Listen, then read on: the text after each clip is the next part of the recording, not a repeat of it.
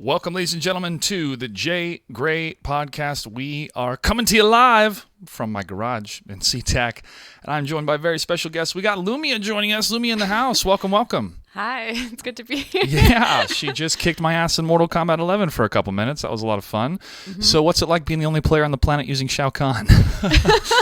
It's a great struggle. Well, it's a struggle against me because your down one into throw was whooping my ass every time. First of all, we got to talk about how much fun we're having playing Mortal Kombat 11. Mm-hmm. Game's been out for just under a month. What are your initial thoughts? I love this game. I think it's my favorite Mortal Kombat game yet. And I love the series. I've loved the games for forever. But I really like the way that it plays. It feels so fluid, and the animations are so good, and all the character designs are amazing, and I'm just really liking it. And I know that there's some stuff that probably needs to be figured out still too, which is awesome. I think there's a lot still to learn. We're still pretty early in the game, and I don't know, I'm really excited about it. Well, we're seeing seen some results as well. So we're going to be talking about some of the tournaments that we've seen. We know Beyond the Summit is happening right now this weekend, and we have Combo Breaker just around the corner. Mm-hmm. But since I have you here, video games has been a part of our lives for quite some time. So why don't you tell me and our viewers what your personal history is with video games? I mean, when did you really start to fall in love with video games? I mean, I honestly been gaming since I was really young. Started with playing Duck Hunt. Yeah. And Super Mario. So it's been a long time. Classics. Also pretended to shoot my brother with the guns, but that's just not classic. No, but that's yeah. if you're your siblings, you gotta. I know. I've got 3 of them. Yeah. Yep. Well, we had the Super Nintendo Bazooka one. Yeah. That thing was crazy, but it was so much fun to play with that because it was wireless. From what I remember, you just had to put batteries in it, but you were just going crazy. And then you'd take it outside and you'd be playing with your friends. They'd have the Duck Hunt gun. You'd have the big bazooka. I'd be like, "Oh, I got your 6, man!" That's so cool. I never had that. We just had the regular ones that were wired and everything. And then my parents were like, "Hey, stop using that in the sandbox. All right, that toy is electronic. That's worth a lot of money." Exactly. That's 16 allowances they had to save up for. So huge Nintendo fan growing up. When did you start to play games online? Because to me, that seemed to be kind of the pivot from single player console, TV, playing with friends, same controllers, to then playing games like Half-Life and Counter-Strike online, where it was I'm playing with people all across the world. So what was that journey like for you? It was a little bit weird. I think it evolved because I started by playing games on MSN The Zone, which I don't know if you... Wow. This Checkers. Is old school stuff, yeah. Yeah, I was 12 years old talking in chat rooms, which is sketchy, but yeah. But everybody else was 12 or 13, Yeah. At least that's what I thought. But I had a couple people in my life growing up where they'd become my friend and they'd be like, "Yeah, man, you're like a little brother to me, cool." I was like, "Yeah, you should send me naked pictures." Nope, Mom, Dad. Yeah. Stranger danger. So it started like that, and I would just use my dad's laptop because he was always mowing the lawn or something. I'm like, well, I'm bored. So, and I wasn't really much of a Barbies type girl, I liked going on adventures and going outside and getting into trouble, hurting myself by accident. Ooh, yeah. And here you are now. Yeah. Plenty of trouble playing lots of Mortal Kombat. What are the games you're playing right now? Is there anything in your wheelhouse that you're really enjoying for the moment? Because we all were so hyped about Mortal Kombat 11. I mean, we were counting down the days since I found out that the game was being made, but I knew before everybody else did. I knew about over a year ago. So I'm like, oh my God, I can't wait. I feel like you knew, but everyone else kind of knew. Yeah. I mean, we knew it was coming. It was just a matter of getting confirmed. True.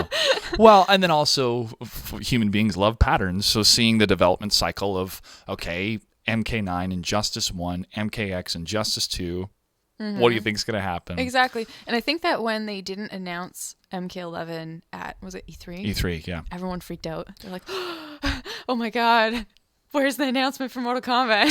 True. A lot of people were waiting for it. I know, I stressed out a little bit. I for some reason, I was watching the Switch presentation of Super Smash Bros. Ultimate, and I kept having a sneaking suspicion, and I don't know if this is true, I don't know any information this is true, but that Sub-Zero was going to be a guest character in Smash Bros. Nobody told me that. I have no inclination whatsoever from NetherRealm. I just was sitting there watching it going, oh, shoot, it'd be kind of cool if Sub-Zero was a guest character.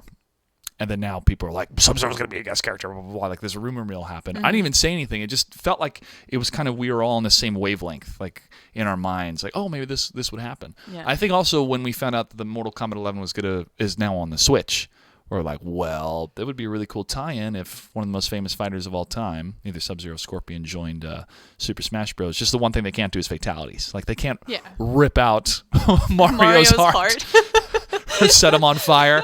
Just light Peach on fire, pull out her spine and her skull. Oh my gosh. Oh my god, that'd be so savage. Katana versus Peach, the Princess Massacre. Oh my god. That'd be crazy.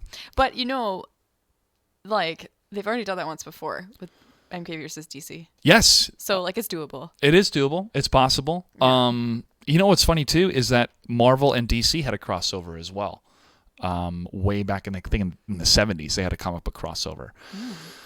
And in the Game Informer interview, somebody interviewed Ed Boon. I think it was a Game Informer interview, but they asked him, "Have you ever thought about doing a fighting game for Marvel?" And he's just like, "Oh yeah, we've had conversations." And I'm like, "Bro, what if?" Conversations. What if? Oh my gosh. Even if it was an only Marvel game, it would be really cool to have a NetherRealm style fighting game for that, like similar to what they do with Injustice. But if they had like Injustice 3 Invasion or something like that, and it was Marvel versus DC, like Superman, cool. Like Superman's become so powerful, like he's starting to rip into the multiverse, and one of the multiverses is the Marvel universe. We could dream, everybody. I'm giving away Ed Boon, if you're watching this. Yeah, I'm giving away too many ideas. Too many good ideas here. I love the FGC. Yeah. I love being a part of the FGC. I've been in it, I would say, ever since 2015 with MKX. Before then, I was a fan. I was a fan of Mortal Kombat 9, and I was just super involved in StarCraft 2 and League of Legends and World of Tanks. So that was my wheelhouse because that was my job. World of Tanks. World of Tanks, yeah. 2 years of commentating World of Tanks taught me that I could commentate just about anything after that. Now, World of Tanks is really cool from the standpoint of if you understand how the tanks work, how closely related they are to the real life counterparts to those tanks, being in some of those tanks in real life. There is a lot of appreciation for that type of warfare that happened in the past and how it's represented in the game. But it's not as fun to watch somebody camping in a T7 tank for like 5 minutes while the rest of the team scrambles to try to kill them in that amount of time, right? So it's not as captivating compared to a fighting game where somebody's getting their butt kicked, vice versa. You know what's happening in front of you. Yeah, super quick. But Europe loves World of Tanks. And the European audience, especially out of Poland, love that stuff. Everybody's got a niche. Everybody's got that type of audience. So that's cool. It prepped me to be very excited for fighting games when we started to do events like that. But the FGC is so all-encompassing across all the titles. I still check out and see what Justin Wong's doing, what Commander Jesse's doing over at Street Fighter. I like watching Tekken 7. I'm super happy to see how well they've been doing. This, I can't even pronounce the name right. This anime fighter that's going to be part Beneath the Night or Under the Night or something like that. I've never even heard of this game before, but it looks pretty cool. Under Night, maybe? Night of the Birth? I don't know. Chat, help me out. It's Under Night Rebirth. Under Night Rebirth. Okay. Have you ever played that game? No, I've never even seen it. I don't know what it looks like. I just know that I think I've seen that name around. I could be completely wrong. But the audience that plays it is so happy to have it as part of EVO, right? So that to me is very fascinating about the fighting game community, is that even within the FGC you have different niche audiences and fans of certain different types of games. Fundamentals are the same, right? Okay, you attack, you block, you do this other stuff. But there's so many intricate details and differences with the anime fighters compared to your American fighters, compared to, even Capcom. Well, even the differences among games within the same type of fighter. Yeah, exactly. So I like seeing the different narratives and the different skill sets of what it takes for these players not only be the best they can be in that game, but then across many games, like with Sonic Fox. I know. He's crazy. Yeah. I don't understand how he keeps that much knowledge in his brain. I couldn't do it. There's no way. There it is. Billy Bob on YouTube. Thank you. Under Night in Birth. Awesome. I was close. You were a lot closer than I was. So maybe I'll give that game a shot. But for right now, it's all about Mortal Kombat 11. But tell me about your history with the fighting game community. How did you get involved with fighting games in the first place, and then how did that evolve into you not only being a well-known player but being on a professional team at the moment? So like I started in 2015, which is why I said really when you said 2014, 2015, because I thought you had been there for a lot longer than me. But yeah, so I started in 2015. My first tournament was Evo. Pretty crazy experience. Best tournament to start with, I think. Like it really gives you a scope of everything. Absolutely. And yeah, so I was like, I thought, okay, so I was actually horrible, but in MK9, guys, in MK9, I thought I was so good because I could do like some combos and stuff. And I would, we had like a local like tournament for like LAN stuff, and they had like a console space, and these kids were playing like Mortal Kombat, and I was like, what you doing? Like, can I get next? Like, who's up? Like, can I just fight the winner? And these kids were like, trash talking each other and like being like, whoa, yeah, I'm so good. Like, this guy's undefeated. He's like beaten like 10 people. And I was like, I want to try. Like, I don't know. I've never really I don't really play this game that much, which is like a complete lie. But I went and then I mopped him in front of all his friends. Yes. And I didn't know that there was a tournament circuit for MK9. Or I would have gone to tournaments, but I like was looking and I couldn't find anything. So I used to compete in League of Legends actually, just a little bit, not very well. I'm not very good at the game. But just for fun, like at local events because we had them and I volunteered every year. And I saw that and I was like, I want to compete in Mortal Kombat. And then when X was announced, I was so excited, and I was like, I have to buy a PS4. Because I was using an Xbox 360. I was like, I got to buy a PS4 and, upgrade so I can figure out how to stream this. And I did all the research and got my little Elgato thing and got all set up. And then I started streaming it, and someone came into my chat. It was like, yo, you should go to tournaments. And I was like, what? There's tournaments? Like, I didn't even know this. Like, I want to go. Like, I would have totally been doing that already if I had known about them. So now that the fighting game community is getting a little bit more like open for everyone, it's easier to kind of know.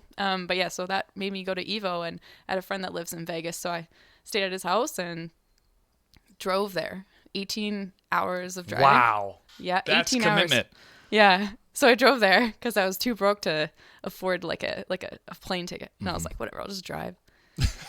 Definitely hit a huge rabbit in the oh no. Yeah. Fatality. Yeah, fatality. Bummer. Funny enough, when you think about, okay, I can either drive and it's going to cost me gas, or it'll be cheaper. Yeah. Or I can fly, but it'll cut down on the time. Yep. Sometimes it's a tough decision to make, unless you see your bank account. You're like, oh no, I'm driving. It's gonna be fine. That's more like I'm gonna eat once a day, and we'll make it work. Yeah. So I normally wouldn't drive. Like I've done it a few times. I drove to SCR. There's another that's 22 hours. Yeah, that's all the way down south in California. So you're driving all the way down the west coast from Canada. It's not enjoyable. It's not a fun time, and you get so grumpy. You're like. By the time you get there. You can finish a whole audiobook then by the time you get down there. Maybe 2 books on the way up. I'm debating if I want to drive to Boise. I would love to do this little road trip. I would love to have my brother fly in, or any of my siblings if they want, fly into Seattle. I bring up my brother because my brother and I have talked about this, but I think if my sisters want to come to, it'd be great. But fly to Seattle, hang out in Seattle, show them some of the places that I love to do here, drive down to Portland, hang out in Portland for a night or two, and then from Portland drive to Boise. I think that'd be a really fun kind of week-long road trip. Yeah. I would ideally like to do it, though, in a Tesla. Like rent a Tesla and drive a Tesla and see what the electronic car world is all about. But what I've heard from so many people is as soon as they sit down in a Tesla and drive it, they don't want to drive or sit in anything else. Yeah. They love that car so much. I would love to have one, but I'm not going to pay any money for a car, nor am I going to put it on a credit card, nor am I going to finance it. The next time I buy a car, it's going to be cash. I want to walk in and be like, I'm going to take that one. What's it after taxes? Cool. Boom. Yeah, just debit card. Done. Yeah, I'm using my debit card, sir. Yeah. Because any vehicle you purchase is always going to go down in value. Mm-hmm. It always goes down in value no matter what. So you have to be prepared to realize that you are purchasing something that is giving you a benefit, yet the monetary value is going to continue to go down with more wear and tear. Well, it also depends on how long you keep your car. I actually used to work in the auto industry. I don't know if you know that. Oh, I don't. No. Yeah. Tell me more. I was like in sales for 2 years, and then I was a finance manager. So I did all the financing for people. Like a lot of people, like if you get into a vehicle and you're not planning on keeping it for more than a couple of years, you're better off leasing, like in a lot of situations, because the depreciation majority of it comes just right after you drive it off the lot. And then it kind of evens out somewhere around like the 5-year mark. So around that 3 to 5 years. So you want to kind of stay with the lease because you're not paying the full price. You're paying just the monthly. And then after it's done, it's like, all right, well, I spent, I don't know, $6,000 having this car rather than the $22,000 to $25,000. Mm-hmm. Yeah. But I mean, there's also the cost that, like, one thing though is if you buy a brand new vehicle that has warranty, like manufacturer's warranty, or if you want to get extended, then that's cool too. But if you I'm thinking about all the times I go to Best Buy. They're like, sir, do you want to have a warranty on this disc? And you're like, no. No. Listen, if it doesn't work, I'm going to get my money back. I don't want to, it's scratched 2 years later. Oh, I'm going to drive all the way to Best Buy and see if I can, no. You would forget. Yeah, of course. It's like just, those warranties make no sense. It's just for them to get extra money. Mm-hmm. And Billy Bob says, "Rip Bugs Bunny" when you hit that giant rabbit. Did you try? Oh. Did you try to swerve, or you're like, nah, it's inevitable? There's this like really long part in the Nevada desert where it's just straight, and there's like a billion animals in there. There's like little like I don't know what they were. There's like these little things like skittering across the road, and we drove over like a ton of those. I don't know what they were. I think like lizards or something. Probably. I sound like an animal killer. I don't know what they were. I was swerving to hit them. I was trying not to because I'm like I love animals. I love every animal. Well, there's a road. I mean, I don't know how much animals understand roads and vehicles, but if something is going 70 miles an hour, I would try to avoid it. But even deer sometime are like, kind of dumb. Well, but the headlights will stun them. They're like, whoa, I'm just going to stop right here. I can't see. I don't know where to go. So I'm going to stand here. I'm just going to stand here and take it. Yeah. And crazy. I was driving in Kansas when I lived in Kansas. I'd have to drive from Atchison to Leavenworth, which is like a 45-minute drive. And it'd be no streetlights, be a dark road, 2-lane highway, and there were deer that would cross. And one time we turned a corner, there's a deer right in the road, and it moved just enough that my car barely didn't hit it. But we were going 65 miles an hour plus. I mean, that would have possibly been fatal, not just for the deer, but for us. Us inside the car. So that was dangerous. That was scary. A little scary. We all had to kind of catch our breath afterwards. Like, everybody okay? Yeah. All right, we're gonna keep going. You like pull over and you're like, holy crap. Yeah. What just happened? I almost had to make venison chili. Ew. Okay. So the first event you went to was Evo for the fighting game community. Tell me what that event was like. Expectation wise, like, were you blown away, or did you think it would be much bigger and it was smaller than you thought it would be? I mean, what were your thoughts going in as your first event ever, and your thoughts coming out? It was a lot bigger than I expected. I think 2015. I don't remember exactly. Like, I think that was in the same area. I don't remember because I think they've had it in Mandalay for quite some time. But whatever, I don't know. But yeah, 2015, it was like huge, and I just remember like I didn't know that many people except for a couple of people that were in my stream because I stream. And I was like so overwhelmed. I'm like, what am I doing? This is so crazy. I drank a lot and had an awesome time. And that was your first time in Vegas as well? Oh no. Oh, okay. Oh no. I went there for my 21st birthday. Like, no. No. I know Vegas. Gotcha. Yeah. So you were already acclimated to the city, or you knew about the city, which I think is kind of a better approach because it's so easy just to be locked into Evo and not really get to experience Vegas. Or you go out and experience Vegas and you spend way too much money and you're like, I'm never going to do this again. And you don't really get to experience the entirety of the tournament too. Yeah. Because like that's a big thing is like, it's not just the tournament that you go for, it's the people. And then like afterwards, everyone meets up at one bar and like everyone's drinking and it's like a reunion. Up. Yeah. It's like family. Somebody's holding my hair in the corner. Yeah. I haven't been like that, thank God. But actually for my pools, I was out drinking and then I got locked out of my hotel room. So I was in my pajamas, went to my pools at 8 a.m. It was awesome for like that first Evo, and it was great. And I didn't go 0-2. Good. I was good so for you. Proud of myself. I went 1-2 though. But that makes a difference. There you go. Yeah. I got to 2 years ago at Evo. I got to work with Red Bull and host the opening party and the post party, the after party. And during the event, we had this lounge area, and we called it the 2-2 lounge or 0-2 lounge. So if the people that went 0-2 got knocked out of their bracket, they would just come and have fun with us and play tournaments and whatnot. We called the 0-2 lounge. So don't feel bad. I went. When did I go 2-2? Was it Evo or Combo Breaker? I've never been to Combo Breaker yet. Okay, I think it may have been Combo Breaker last year. Because I remember specifically going 2-2 because I was up against a Green Lantern. Mm-hmm. And you were featured on stage at E3 for WB Games. Yeah, and we did this King of the Hill, and you were mopping people left and right for the longest time. I know, and I didn't even know what I was doing. But you were playing Green Lantern. Yeah. And it was the first time that I saw Green Lantern played at that level. And so when I was playing in my tournament, I remember like, oh yeah, remember what you saw with Lumia and how he would do that punch and then overhead kick?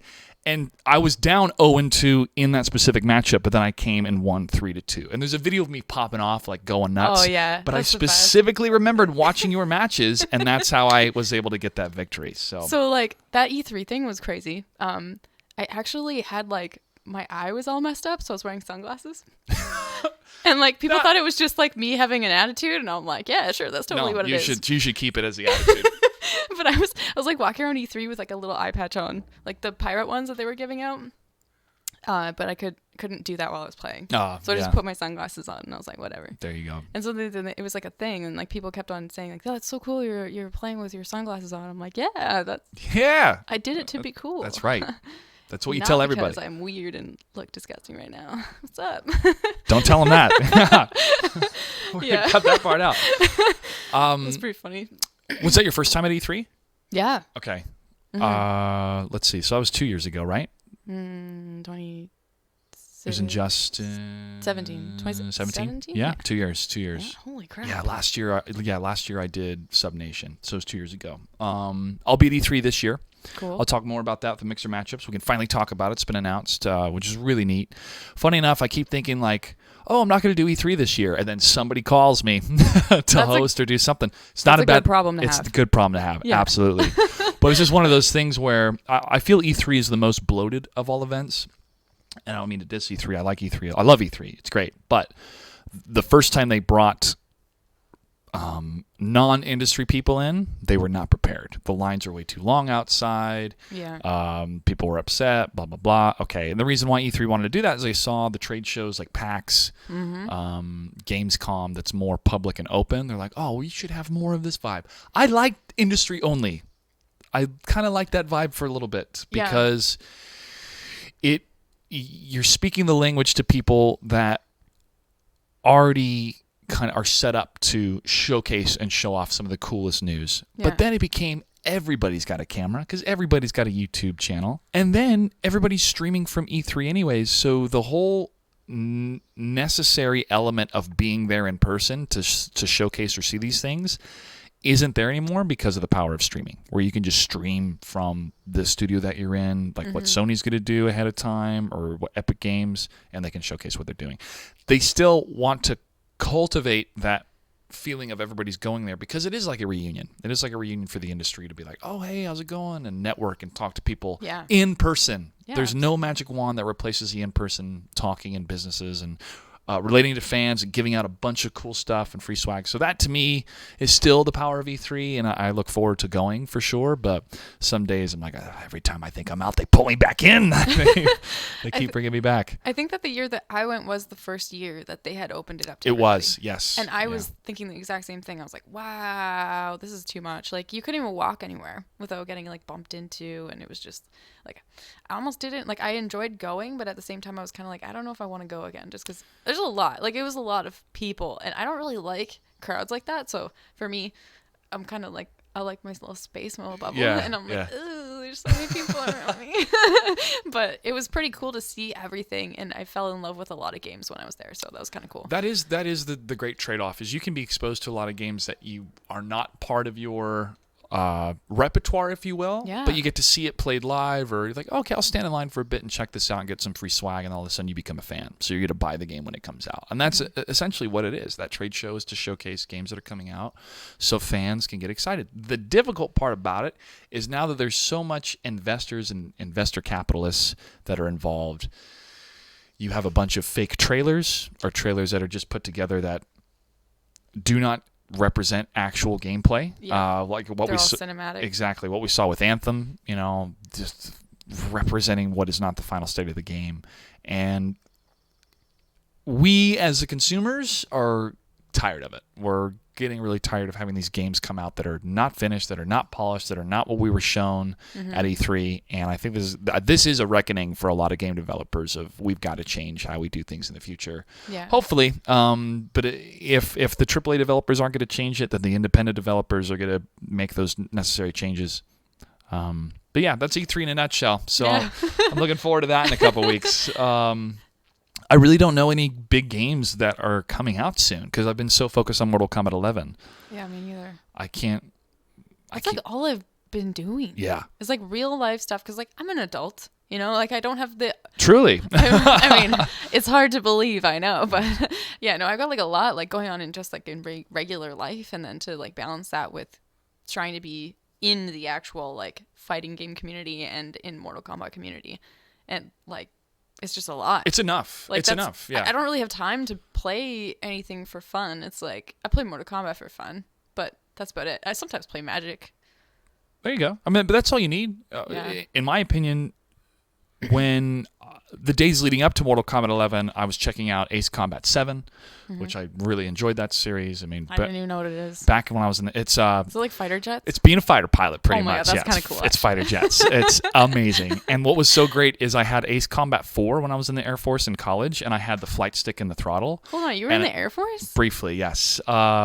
I could totally picture that because you rock the aviator shades. That's right. Quite often. That's right. That name Clutch, that was my call sign in the ROTC. There you go. Yeah, that's a whole different story. That's cool. But I had the flight stick and the throttle, and I would bring other cadets over to play, and they were offering me like $500 to buy the whole system because they wanted to train before they went to flight school. Like it felt that intuitive and that realistic of how you would, really fly a jet. The difference was you're sitting in the comfort of your living room, not having all these G's pull on your body, and you have to tighten your legs so the blood flow doesn't go all the way down to your legs and you pass out and stuff like that. Oh my God. You know Star Fox, the Star Fox series? All those Star Fox people, Falco and the frog.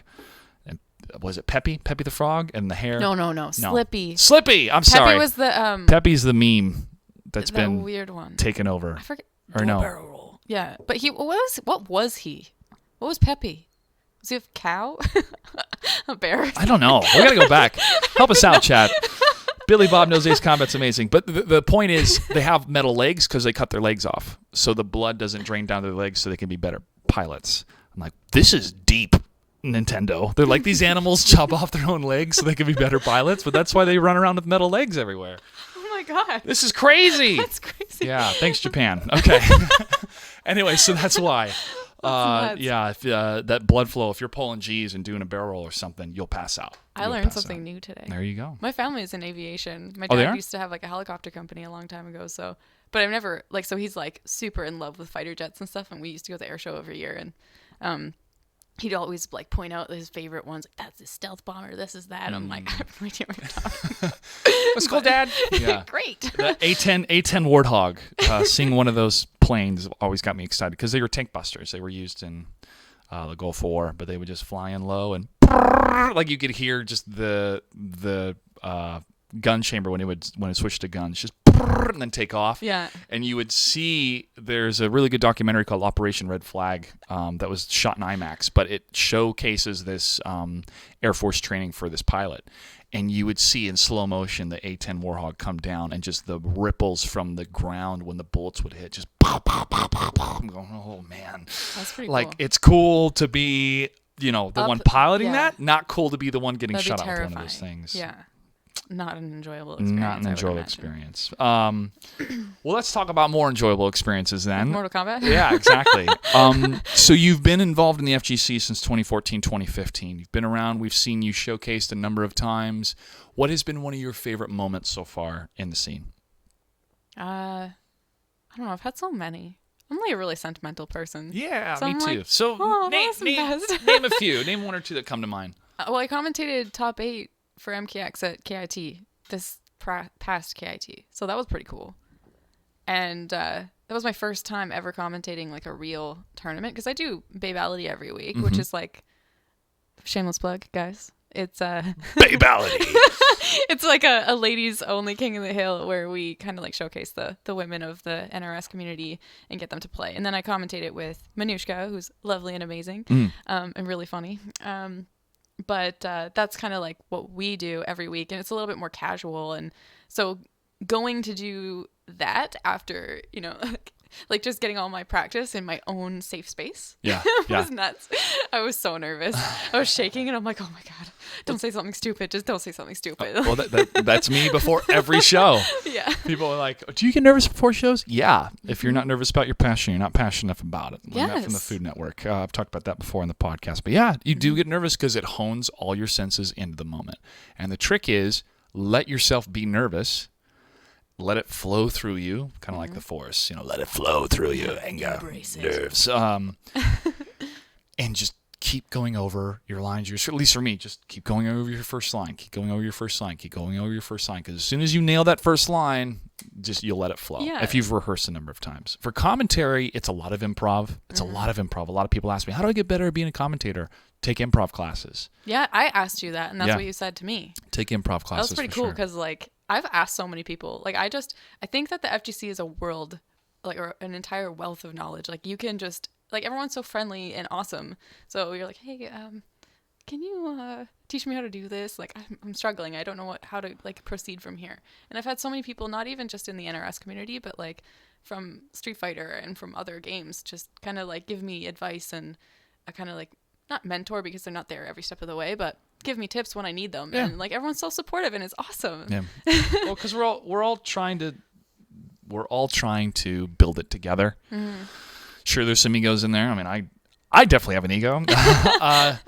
But why not? Yeah. I mean, honestly, why not? Because when we can elevate other people, we're all going to be better for it. Exactly. And we need as many storytellers as we can get, be it commentating matches, be it reporting on the side of a major tournament, be it creating a podcast. There's a lot of very compelling stories to tell, and we have to be the storytellers for it. Because guess what?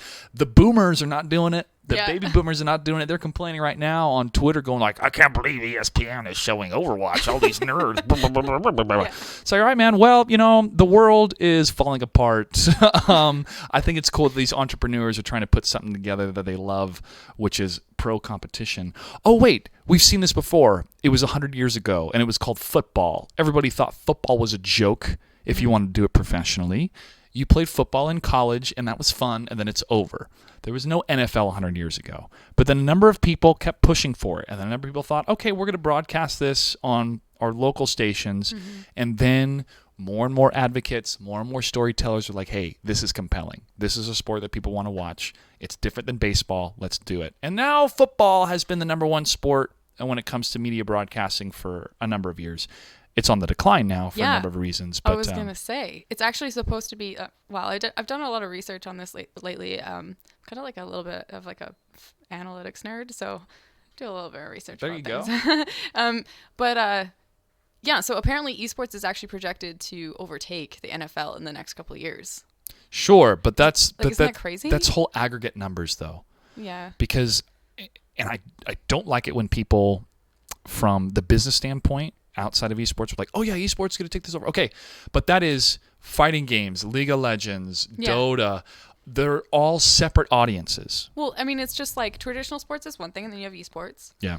And so I think of each different kind of game as its own actual sport. You have hockey, you have NFL, you have baseball and rugby, football and lacrosse and polo and can you tell I'm not a sports person?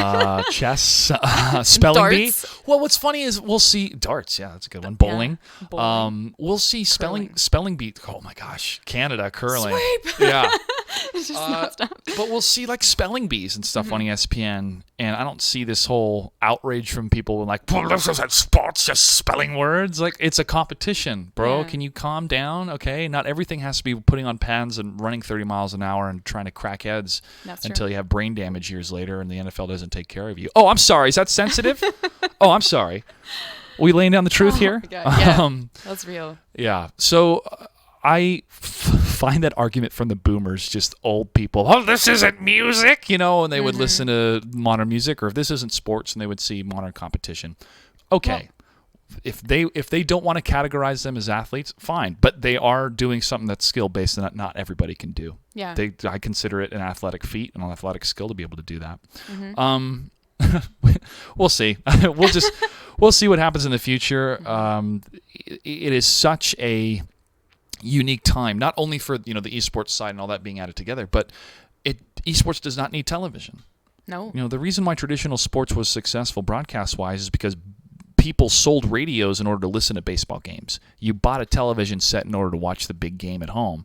Now you have internet to have access to all that stuff. Yeah. I'm not going to go back and watch ESPN or buy cable to have an ESPN package so I can watch an esports event. I'm already used to having esports on the internet. Yeah. So there's so many streaming sites that's like live on, and then and you can catch the archive later if you want to too. The VOD's right there. Like, it's if like, you're, like, oh, too I missed it. Oh, I can watch it right now. Yeah. Compared to it was on ESPN. Oh shoot. Did you PVR it? Like what?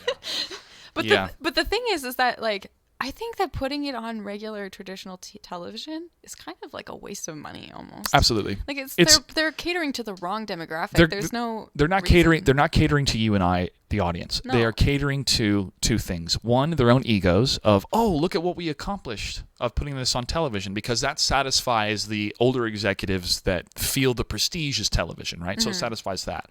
And two, it satisfies potential sponsorship deals where you're trying to sell advertising on a model of traditional television that uses an antiquated way of data mining to find out how many people tuned in, compared to internet, which has way more exposure and long tail economics. And there's no ad blocker on TV. Exactly. But we need to move away from advertising, period. I mean, it needs to be a subscription-based model. That's what the future is. There's a number of really good, intriguing articles and websites and books that talk about how the advertising model is naturally going away because you and I can see right through the BS. And we're tired of having the narrative interrupted for these 2 to 3 minute breaks with these skits that people make for a brand, for like say dish detergent or something like that has nothing to do with the show that you're watching, kills the momentum, and it's time for you to go use the bathroom or do something else. Yeah, you go make popcorn in the kitchen and you're not even watching it anyways. Yeah, there's just 2 minutes and 30 seconds, pop, pop, pop, and you're back to it. So how can you incorporate those brands into the natural flow of the broadcast? There's a number of ways. We've already been seeing it on the internet. They sponsor the desk. They're part of the verbiage for this, or replay brought to you by Cheez-It, Grooves, or whatever. Fine. That works totally fine because they're peppered into the show. They are a part of the show. They're not disrupting anything. Yeah, rather than disrupting the show in order to push their product. Yeah. That is now. That's exactly what we have come to kind of expect and what the internet prefers. I pay $10 a month for YouTube Premium so I don't have to watch ads.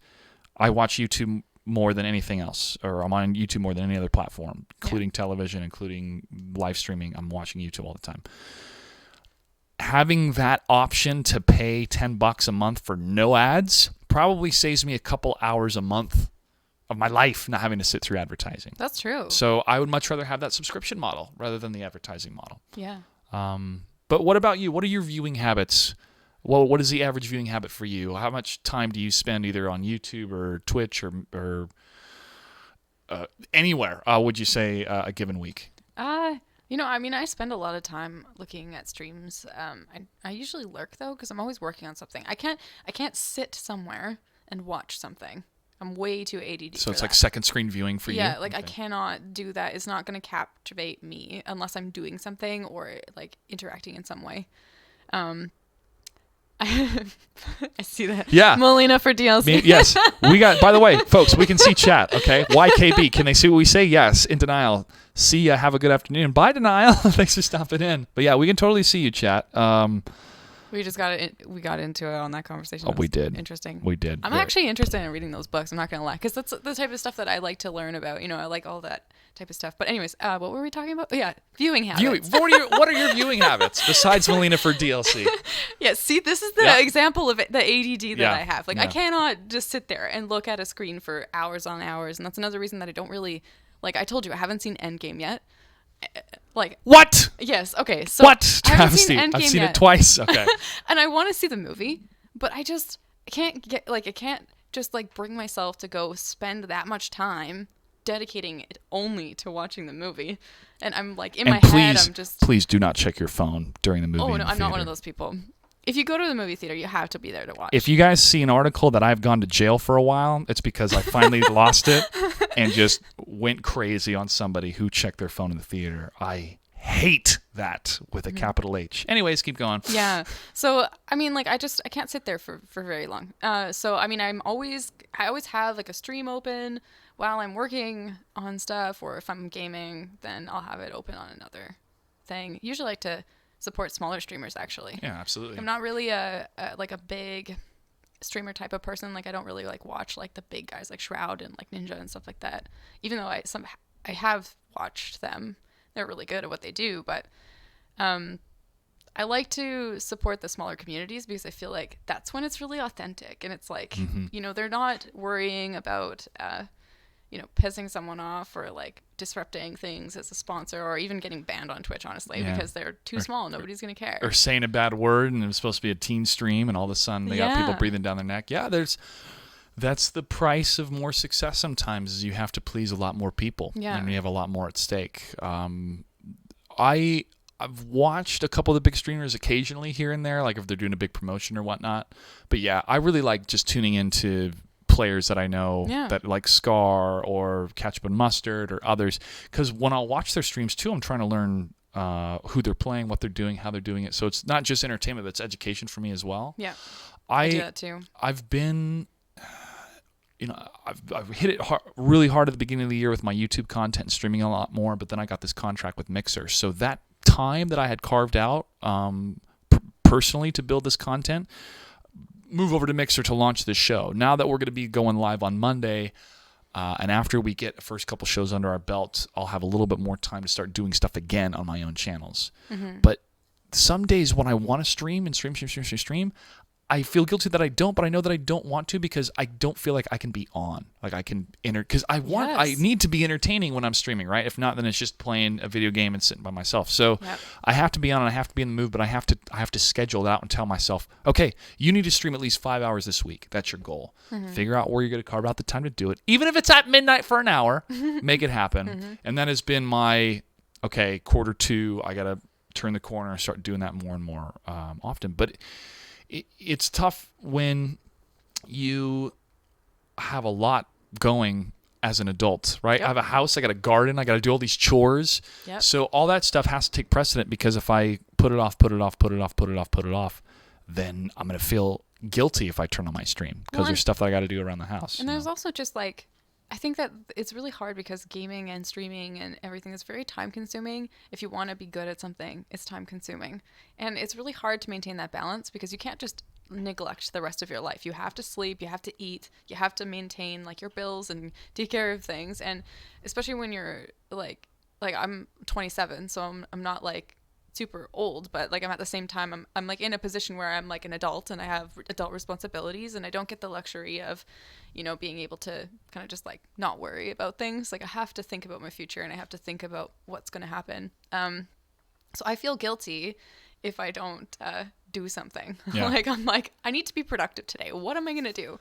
And so it really affects you mentally too if you just kind of like let yourself just be a gamer and that's it, then that's not healthy for you as a person. It's I find myself, I'll be depressed. Yeah. Or I'll feel, I keep slipping further and further into this, there's so much for me to do. Well, I'm just not going to do it. I'm just going to play this game and not do it. Yeah, and you're like running away from it. Yeah, right? Running away from it. And then one day you wake up, go, okay, let me knock this out and get it done. And then it took me an hour to get it done. I'm like, oh my God, I stressed over this for days and days and days and days and days. Yep. And then I finally, it's procrastination. It's a number of things. But the escapism of video games is wonderful. It's great. It's one of the greatest things that ever happened in my life was to discover video games and have that as part of the escape. But it's a tough balance when is it escapism, when is it your job, and when is it you're procrastinating your other duties. So you're not doing it in a healthy way. Yep. It's all about balance. Yep. At the end of the day, it's all about balance. But it is. I have found it a bit fascinating, the stress levels that would be added onto me because video games became my job. Where it was a hobby. It was a hobby that I could escape from real life. Then it became, this is my life. What do I do to escape from this? And that to me became fitness, reading, gardening, and getting more involved in yoga and doing stuff physical with my body that's up out of a chair, not sitting down. Out of the house. Gets me out of the house. Into like the fresh air. which at the end of the day, when I play Mortal Kombat 11 or if I feel like streaming, I feel great. I feel like I accomplished everything that I needed to, and I don't have that pressure of, is there something more important you could be doing right now? Yeah. What's the balance, though? It's the balance. It all comes down to balance. You have to balance the different aspects of your life. You have to have your social activity. I mean, some people are more introverted than others, but you still need some sort of social contact. Like, you can't just hide out in your house and your bedroom and not leave your pajamas. It's how we're built it's how we've evolved as humans. We have to have some sort of social connection. Yeah. But I mean, we do feel that when we stream. I mean, people here that are joining us in chat. Hey, Cal, thanks for joining us on Day One Gamer. To have this type of social rapport is cool. I mean, and this created a new type of interaction where we could see the chat and they could hear us, and you could respond to that. That was a new thing. Yeah. 7, 8, 9 years ago with Twitch, and now it's become such a part of live internet streaming and broadcasting. You have it across all the platforms where it's expected. You got to have chat and that type of interaction. I look forward to companies like Mixer pushing the envelope even more of what more you can do live interacting with people. They have Embers, which are similar to Twitch's Bits, where you can purchase these tokens and then give the tokens to, or gift the tokens to a streamer, and that has a cash value. But you can do something creative with it, like it's a GIF that pops up, or it's a meme or something when you do that donation. That type of interactivity is cool, and we should hopefully see more and more of that. The second screen viewing is if, let's say you are working on something, you have the stream, in the background, but you hear something cool, so you could put on your phone like, oh, that was pretty cool. I'll send a couple bits, or I'll send a couple embers, and then you just send them, $5 or something like that. Yeah, that's really awesome. When an advertiser hears that, though, a traditional advertiser, they're like, oh, so you're telling me they have it on in the background, but they're not actively engaged? Like, well, they're engaged about 30%, right? Maybe 40%. They're listening for things they care about. Maybe sometimes 50%.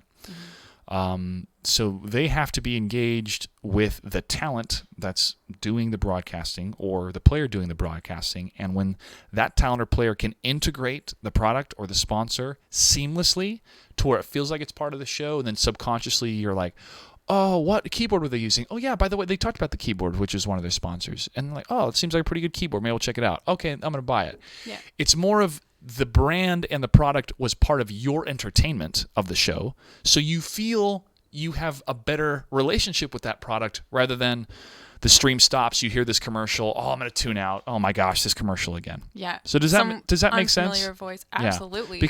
Because so many of the older generation don't fully get that. They don't fully understand that you could have it in the background, you can be doing this, you can be doing that, and that is the way that you integrate the advertising, the sponsorship, rather than they must be sitting down and looking at it, and then afterwards they had a great experience with the commercial that was this goofy skit that made them laugh, and then maybe they're going to buy the product, I mean, like, that can possibly happen. Well, that's what the Super Bowl is for. Yeah, That's exactly. what the Super Bowl That's is exactly for. it. But the thing with that, though, is also that you're building up a relationship with your viewership. Yes. So you are, as a streamer or an influencer on social media or anything, when you're like in front of other people and they're watching you, like, people get to know you, and that's the joy of social media and the joy of Twitch and the joy of Mixer and YouTube and everything, is that, like, that's part of why I don't stream unless I really want to, because I feel like I want to be genuine, like, if I'm streaming, this is who I am. And so, like, your viewer gets to know that, like, that's you as a person.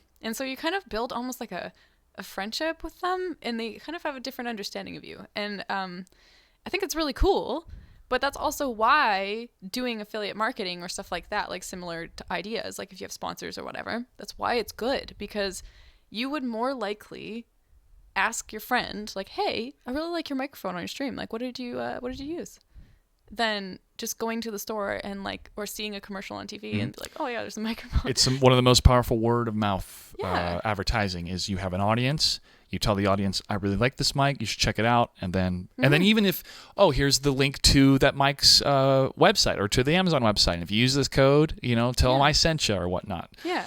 Yes, absolutely. What is very difficult for some people is if you have a sponsor come in. I want to bring up two YouTubers that's just like the the dark side of YouTube sometimes. But Rice Gum and the two brothers, one of them that went over to Japan and those with something Paul. Yeah, Logan. The Logan Paul or whatever. They both got this huge payout, like $200,000 plus, to push this gambling site. Where they're like, yo, I just put $10 in and I got this random loot box and I could win this, I could win that. And it was totally a scam. Yeah. They got paid. They push it out to their audience, which are all these kids. Mm-hmm. And then afterwards, kids aren't even allowed to gamble. I know. I know, like, they shouldn't. That's a horrible choice. But then afterward, then Rice Gum's interviewed by these guys, and he's like, oh, man, it was through my marketing guy, but I didn't know. But I still got paid. Like, okay, dude, you got paid to advocate gambling to kids. Yeah. You're smiling about it. Yeah. You're not giving the money back. His viewership and subs started to decline, right? That's good. I mean, because it is good because it shows when you sell your soul, for that type of advertising. But also, you have to realize that when they have that many people as an audience, I'm sure they have a lot of people coming to them with deals, saying like, "Hey, advertise this, advertise that." I mean, Instagram models get $75,000 for one post for some makeup brand they probably don't even use, right? Yeah. That cuts into being disingenuous. Yeah. And I think we, the younger people of this world, be it 33, 27, younger, slightly older, don't want that anymore. And I don't know if it's ever going to go away, because if you have an audience that big and you have people that have money that want to present a product, they're always going to try to find how can we expose this to the most amount of people possible that's the most authentic. But that goes back to building a relationship. It goes back to building a relationship. Yeah. Like, really, it comes down to it. It's the same as honestly, this is all traditional sales stuff. Like, you're just building rapport with your customers, just in a completely different way. But the thing is that you have your salespeople that are horrible people and they're just there to take advantage of you. And then you have the ones that actually want to help you find something that's good for you. Yeah. And like, you have, as like a consumer or as someone who's like watching, you have to like kind of feel out the person and see what feels genuine and what doesn't. And that's when you're on like streams, like on YouTube, Twitch, Mixer, you are getting that chance because you're sitting there, you're watching. Nobody's asking you to buy something right away. And if they are, then you know exactly what they are. Yep. But you have that chance to kind of like figure out if you trust that person, and you get a little bit more of an insight than you would if it's just like a random commercial. And that's why I actually think it's really cool, because there's some people that are there for the money, and I think it's like comes down to your judgment as a person. Like, you have to really be able to tell the difference. But then, and there's a lot of, oh my God, even like looking up, like I've been recently doing research on like microphones, and because I'm an audio person, but I haven't really been paying attention to like the more newer stuff. So I was like sifting through like promotional articles, like all sponsored stuff, and trying to find the real thing. But they actually legally have to tell you if that there's like some sort of promotional paid thing in the video. So like that's something to look for. If you're a viewer, if you actually are asking for someone's real advice, then look for something that doesn't have that in it. Or if mind you, they could still be lying. They could. Lying on the internet? Who would do such a thing? It does remind me too of very, very talented people that have huge audiences, like Robert Downey Jr., right? I wonder how many times his manager or agent gets hit up by a product, but like, hey, could you do this commercial for us? We'll pay you $10 million or whatever. And he has so much money and so much clout as an actor that he can say no. And that adds to his clout and adds to him being even cooler by not doing these ads. I find that word no to be the most powerful word in show business when somebody comes to you and wants to do a product or a project or whatever, and he's like, you know what, not for me, no thank you. Yeah. Even for buku bucks, at what cost would it be really? The power of the internet has its good sides and its crazy sides. Let's talk more about the good side. Tell me a little bit more about Babality. What brought this about, and how can people tune in and support?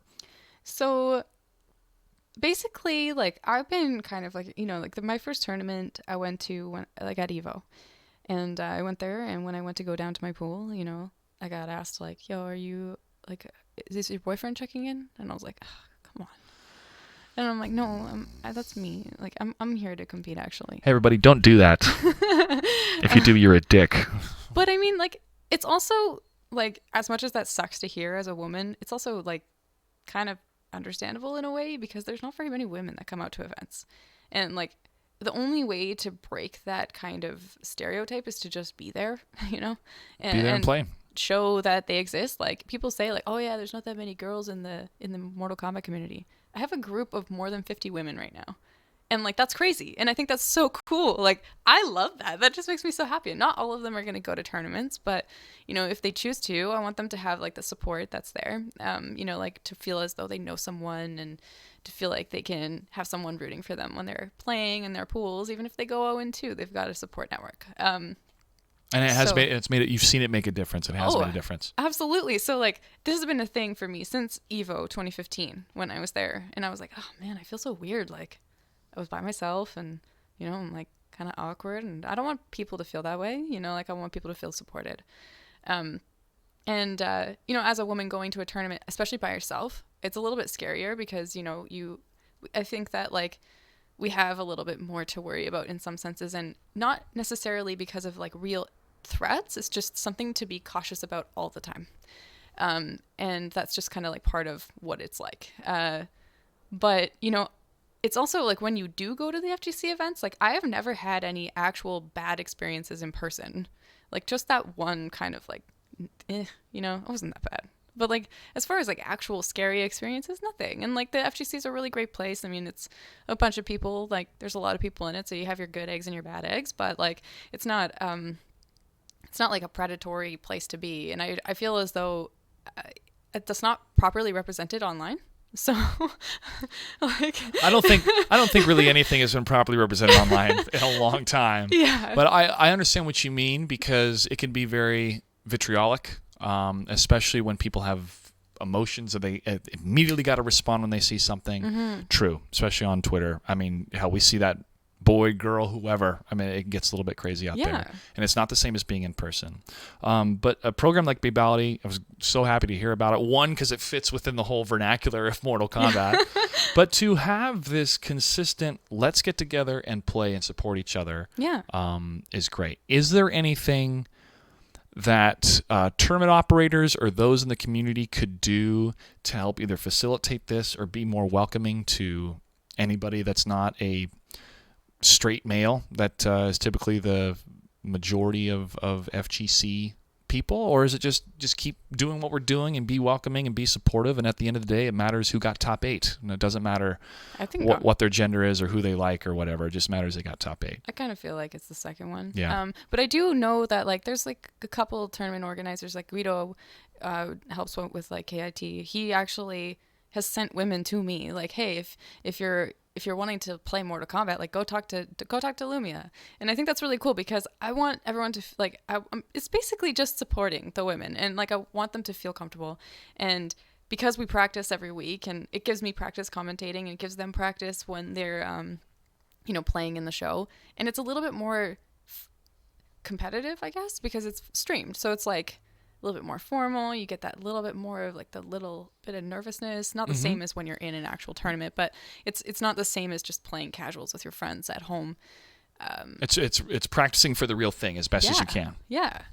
And you know, we talk about what they can do better, and the girls are really supportive of each other. Like in our group chats, like they're always like, hey, just so you know, like if you want, like you can actually punish that, and like there's a gap there, or like, you know, they'll tell you about some tech that they just found and they know that somebody else is playing the same character as them, or they're like, hey, if you want some matchup experience, like let me know and I'll fight you for a bit. And I think that's really cool because you really need that sort of thing to get better as a player. Like that's one thing that I struggled with at the beginning of MKX, was that like I didn't really have anyone to train with, and so it's hard as like a player because if you're Hi Kitty. Everybody, Selena made her cameo appearance. But like if you're just playing against randoms online, you don't get the same practice. And like there's a lot of online tournaments now that you can enter to kind of bridge that gap. But it's also really important to have training partners. And a lot of the women don't feel like that they can do that with some people. So I just think it's a good spot for them. There you go. Yeah. What happens when somebody from Babality makes top 8? what type of celebration are we going to do? We already have celebrations when people like don't go 0-2. Oh, which that's is like, good. like this Yeah. is the thing, because it's like a stage, like it's a journey. You guys need to understand this. Like if you start as 0-2, 0-2, 0-2, 0-2, and then you get your first win, like that's a huge monumental point in your tournament career. Like even though it's not that big of a deal to someone that's like way, way up there and has already dealt with that, you had to start somewhere. Everybody starts somewhere. That's right. And you know, like I don't know, Infinity has made top 16. And we're like, oh my God, everyone's just popping off in the chat. Yeah. Like, we're like, hell yeah. Totally worth it. Totally worth top 16. Yeah. And she was competing in that E-League thing recently with Rewind, and they got like second place, I think. And I think that's so cool. Yeah, the team showdown. Yeah. It's very good. So we always, you know, everyone's supporting each other and sharing each other's streams and like just trying to help. So, and you've helped make that happen. You've made a difference in the scene because of it. And I look forward to seeing more and more results, and I'm very, very grateful that there is a resource that females could go to if they feel a little bit. I understand it can be intimidating. I worked in accounting, and I was like the only dude in the whole office for a little while. Yeah. And it was a bunch of middle-aged divorced women. No, there's a couple other dudes in the office, but it was intimidating at first because you just feel like you don't belong. Yeah. That's all it is. It's not even like really that other people make you feel like you're not supposed to be there. It's Exactly. just that you feel like, wow, I'm really outnumbered right now. And it's a little awkward and scary. I don't know. Welcome to being a human. Yeah, exactly. Yeah. So one more time, plug in Babality. It's twitch.tv/Babality. You can get the archive on youtube.com/BabalityFGC. And is that still running every Tuesday? Yep. All right, every Tuesday, 8 o'clock Eastern Time. Cool. Well, let's talk a little bit more about Mortal Kombat. Yay. So it's been out for just under a month. You're rocking Shao Kahn as your main. Some people think of him as not the highest of tiers. Same as my Katana. They consider her about a mid-tier character. Is there a pocket character you're considering at the moment? Yeah. Like, I mean, the problem is that I want to play too many characters. Yeah, that's what Towers of Time are all for, though. It motivates you to try out different characters in order to unlock different gear, which is what I liked about Injustice 2, is I got to play every character in the game at least once for a tower session. Yeah. The animations, the voice acting, for the most part, we know who we're talking about. Yeah. Hey, if there's one thing that Ronda Rousey and I have in common is we both should be taking voiceover workshops. But there were a number of moments in story mode where I was like, okay, that was a solid line delivery. Oh, that one was good. It's tough. I mean, it's tough. Well, it's probably weird too because you're not in the same room with other. It's a different type of acting. It is different type of acting. You're not in the same room. You have a director with some lines, and that's it. And that's why voice actors tell you that it's not the same thing as being a stage actor, and it's not the same thing as being a film actor. Yeah, I mean, there's different types of acting, just like there's different types of everything. Like you really have to kind of specialize. But I think it would be a fun job. I do a lot of auditions for it. I have a really good agent up here in Seattle. A lot of it's narration. But even I find myself stuck in this lane of being like the host announcer. Hey, everybody, welcome, type thing. Yeah. I really love to do character work and create characters and voice different characters, like Smeagol. I do that. Yeah, like stuff like that. I'll be around the house goofing off and just talking to myself in different character voices. But then when the mic turns on, I like go into this kind of host mode, which I'm so set in my ways, which is why I need to go to workshops. I've got to break out of that default mode of talking when a microphone's in front of me so I can unleash more of those characters and energy and interactions so I can have a better repertoire if I want to do voice acting more, which I do. But it's going to take a lot of work, and it's going to take financial investment on my part to find really good teachers to do it. Or I could become the heavyweight champion of the world for the women's division for the UFC, and then I can become a voice actor after. So that's where some people have qualms about, like, oh, why is this person in this position creatively when they don't have any experience behind it? And the answer is because there's a lot of marketing potential, and it's kind of a cool thing of, oh, here we have a real life fighter who is voicing one of the most iconic female fighters of all time in a video game. Yeah. Okay, I'm fine with that. That makes sense from that perspective. They should have done motion. But they should have, yeah. That's what it should have been. I know. Because that would have been really cool to have like legit fighting. Like, I mean, I'm sure that they do. Well, they did. For the performance capture for a lot of the story mode, it was long takes. That was very impressive. Those long shots, those they were oneers. So good. They were especially amazing. Jackie. Jackie's such a badass. What was amazing too is that in all the promotional material, it was only like the first, like chapter 1, chapter 2 of the game. So there was so much stuff afterwards. Did you play story mode? Oh yeah. That Act 3 Liu Kang versus Raiden fight where it showed. Spoilers, everybody! Yeah, Spoilers. The game's only been out for a couple of weeks. Oh, it's 2 weeks rule. 2 week rule. I'll just say this. There's a moment in Act 3 between Raiden and Liu Kang where my mouth dropped. I was just like, whoa. This is a really cool sequence. It raised the stakes even more, and it connected Mortal Kombat 9, MKX, and this one. It really felt like they were telling a trilogy, story-wise. And just the emotion, the facial expressions, all that being captured. There was a number of times I had to remind myself, oh, wait, this is a video game. This isn't real life, the way that they would look at each other and how smug Kung Lao was and how fun he is in some of his intros and stuff. He totally max on Katana when you fight against her in any type of mode. I know he does. Yeah. That's your best friend's girl. But it's Kung Lao being Kung Lao. down. Why do you think he got his neck broken? But I'm very, very, very happy with the performances. I'll include Ronda in there too. It was just cool to be like, that's Ronda Rousey playing Sonya. I honestly thought she was going to be a lot worse. So. It was. I had low expectations. Me too. It was a cool box to check. But Cassie and Johnny Cage are so good at what they did voice acting wise that they helped carry Ronda in some of those scenes. Yeah. Story mode, folks. You got to play it. Yeah, Johnny had like that one scene after they came back from that battle, and I was like, "Don't make me cry right now! What the hell is going on?" Like, isn't she great? She's like, "Yeah, but I'm not her, Johnny." I'm like, "Oh man." Yeah. A lot of time travel going on in cool. media as well. We have time travel in Endgame. We got time travel in Mortal Kombat. Is there time travel in anything else? Sort of time travel in Game of Thrones. I mean, going back and seeing stuff that happens back in time with Bronn. Super nerdy stuff. Anyways. What a nerd. I know. I'm going to ask this question to you, and then I'm going to elaborate a little bit. Do you think the grind is too much when it comes to MK11 for the content they have? Is the grind too much? I don't know.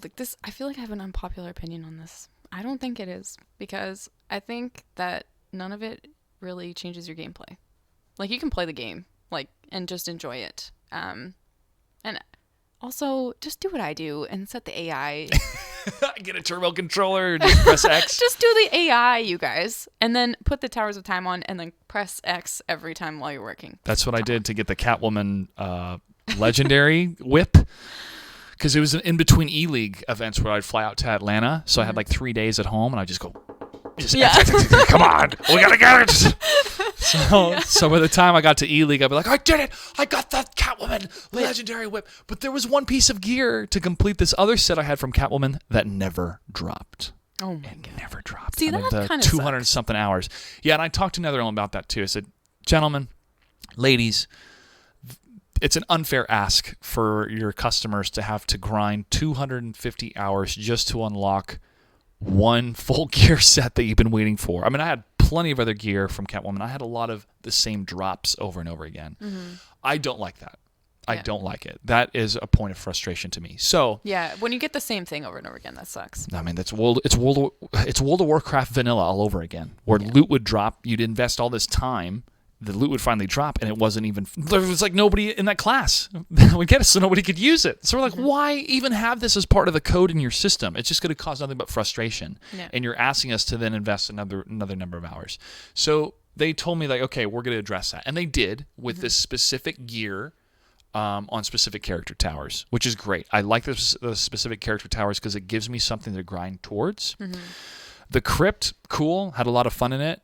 Gives you kind of that, okay, I'm grinding for the currency, but it's the randomness of it that I don't like. I would rather have a crypt that has the Katana Shrine, the Kung Lao Shrine, the Liu Kang Shrine, and you go to those areas and dump the currency in there to unlock specifically that character, instead of having to get random stuff all the time. Well, honestly, I don't mind that part. Sure. Just because I have a ton of coins from AI spamming. But the part that I don't like is the heads where you have to unlock with 50 brutalities, whatever the hell it is. Yeah. So that kind of sucks because it takes so long. And or you did the exploit before they patched it. Well, I didn't do it. And I mean, think of MK9, the challenge tower. Exactly. Yeah. So like that took me like a month to get through. Oh my god. I didn't even finish it. I rage quit that challenge tower. I was stuck. I forget which one it was, but it was like high up there. And I was so salty because I'm like, this is way too hard, man. I can't do this. And like, but I kind of wish that they had something like that instead for like unlocking extra things. Like, well, they have the Gauntlet, which is Challenge Tower 2.0. So it's one of the towers. Yeah. But it's like the challenge tower was like, you know, you had that one thing that like everyone wanted to get, like the Flush Pits Melina skin. And like this weird goal, but you know, we talked about it. It's pretty cool for a lot of people. And it's cool for me. Still a fan. Still a fan of that skin. Yeah. But it was worth it too because I could play online and have that skin and show the world that I completed the challenge tower. Yeah. Which was such a huge point of pride for me. But that's the thing. You have something monumental that everyone recognizes that you did this work to get there. And then you can flaunt it. And it's a kind of like a badge of honor, I guess. Well, there are from somebody's katana that he showcased. They had 4 pictures that they showcased of what his katana looked like, and there was one where instead of the red Revenant eyes, they're blue, and it was all this like white, almost looks like a set that Chronica would have given like katana. Frosty. Yeah, and it looked great. And somebody asked, how do you unlock that? And I said, it's level 23 of the challenge tower. Or the Gauntlet. Really? And I'm like, I'm on level 3, and you're telling me this is level 23 to unlock that? Okay, I got something to strive for. It may take me a year, but I definitely want to get there because when I play online, well, and the fire, I want to have it. The fire god Liu Kang, I think, is like 30. Okay. I don't know, but like those things are cool. Yeah. But they're character specific. So like, if you wanted to, like, I mean, I guess Melina in that game was too, but. But like Melina for DLC is what chat keeps telling us. I love Melina, you guys. I would love Melina for DLC. I don't think it's gonna happen, but I liked her a lot in MKX. Fingers crossed. Yeah, we'll see. That's the only qualm I have really after putting in a number of hours playing MK11 is just the random. I don't like random loot. Period. It can be any game. I don't like opening a box to get something random. I want to work towards something. I would rather have. Which is what you have with the character towers is you're working towards something. You have to do this many flawless, this many that. Cool. I'm totally down for that. I have a path. I have a plan. Yeah. When the plan is just open up random boxes until I get what I want, I'm not a fan of that. I think that's too much of an ask from the audience's perspective. Which is why Congress is now getting more involved with this whole loot box stuff. Okay, they say it's not loot boxes because you're not spending money for random gear to increase gameplay. All right. Fine. That's true. If you want to count that as a loot box, cool. But I still have to earn in-game currency to open up random boxes or dump it into the shrine to get something random. I just don't like random, period, when it comes to loot. And other people do, and it's fine. It can be a personal thing. But the animosity that a lot of people had towards MK11 was not warranted because they thought that it was, it's all this microtransactions and stuff. But really, all you can buy are crystals, and crystals you can either buy 5 different skins that are rotating, or you can buy Frost, or you can buy Easy Fatalities, and that's it. So the anger that came out from the gaming community was not fair, but that anger is because of all the other bullshit that we've been going through in the loot box world, and how craptastic it's been, especially out of EA. So you take all that animosity from previous games, you attach it to Mortal Kombat 11, who doesn't have that type of system yet still has random loot, and that's what we got. So I didn't chime in or make any J.Gray reports or anything first because what I wanted to do, and this may be a little bit uncanny, I wanted to play the game. Yeah, me too. And put hours into the game before I made any type of judgments. Yeah. And right now, the only thing I would change is just get rid of the randomness of it. Everything else, the crypt, all that stuff, leave it in. Well, it's fine. And I plan to play the game for 3 years. So there's something for me to do, even probably just with Katana for the whole time. And there's 25 characters plus DLC. This is a ton of content. This is a lot of stuff. And I still am... And you hit the nail on the head. It doesn't affect the gameplay. Yeah. It doesn't affect the gameplay. There's no pay to win. So that immediately assuages all of the, oh no, can you pay to win? No, you cannot do that. But again, people are so used to previous stuff that happened in other games that they equate it to what's happening in this one. And that's where a lot of the anger comes from. But go ahead. I'll get off my soapbox. It's okay. You are good, man. I can appreciate a good rant about something. But the thing is that like because the loot boxes are randomized, you can't even map it out like you could in MKX. There are some The hearts, Yeah, the hearts. The hearts are always the same for everybody, yeah. But the coin ones, the majority of them are. Yeah, are so random. like if you could still map it out, then at least you can kind of go in there with a plan. Like you can find out, like, because I kind of like the discovery of not knowing what you're getting, like we did in MKX, but like to not know what you're getting, and then like if you're like, hey, dude, I saw some gear in the crypt that I think you would really like. You should go to this specific chest to pick it up. Then that's kind of cool, because you can like share that information. Yeah. I think I really just like. I really appreciate things that kind of promote the whole sharing of information and like promoting the sense of community. Because That's what like the crypt's all about. yeah, and like there's a lot of cool stuff in there, and I love the way that they did it with the RPG type thing. Although I know some people with stick that play on stick are struggling because like they have to switch their controller every single time that they go into the crypt, and I'm like, oh, that's. I didn't even consider those that are playing on stick. Yeah, Oh, man. imagine like stick and hitbox, like that would really suck. But whatever. Nature of the beast. Not my problem. Nature of the beast. But to have Shang Tsung carry Tagawa the voice, yeah, and when you die, and he's like, I expected better, stuff like that. Love it. And Love the Johnny it. Cage voice, that one's pretty cool. They have one. Do they have in the crypt? Does he pop up? Oh, no, not Oh, in the the crypt. voice actor. Yeah, the voice, absolutely. Sorry, I thought you had the voice from the movie, the guy who plays Johnny Cage in the movie pop up somewhere. I'm like, what? But no, the crypt is pretty cool. I do enjoy it, and I like the visuals of like you can see the pit down in the spikes. You can go there. You can see the I think it's Rain and the guy that's on fire. I forget his name, but they're fighting like forever. They're doomed to fight on that island for forever. But it was cool, and for them to have an entire location of just Mortal Kombat lore and celebrating Mortal Kombat that's been out for the last 26 years with, Goro's lair and Kano there from the movie. It's like a skeleton dead eating the turkey leg, and you have the reptile statue that people can find. That's a really cool celebration for sure. But it's plenty of stuff for us to do while we wait for the next pro competition, which is happening this weekend with the Summit, and then Combo Breaker's just around the corner. Yep. So I'm looking forward to getting other people's opinions on it, but at the end of the day, everybody's loving playing the game. They love how they can customize their characters, the different looks that they have, and they're happy that Sub-Zero and Scorpion are S-tier characters in this game too. They're looking really good. Let's talk about the tournament schedule. I'll bring it up right now. This is what we know so far, and I got to do the voice for this, which was a lot of fun. Recorded it right in my little laundry room where I've set up my voiceover recording because it's like sound isolation, so it was great. But here's our different stops. Each of these stops gets $15,000. The first one's Combo Breaker. That's happening over Memorial Day weekend.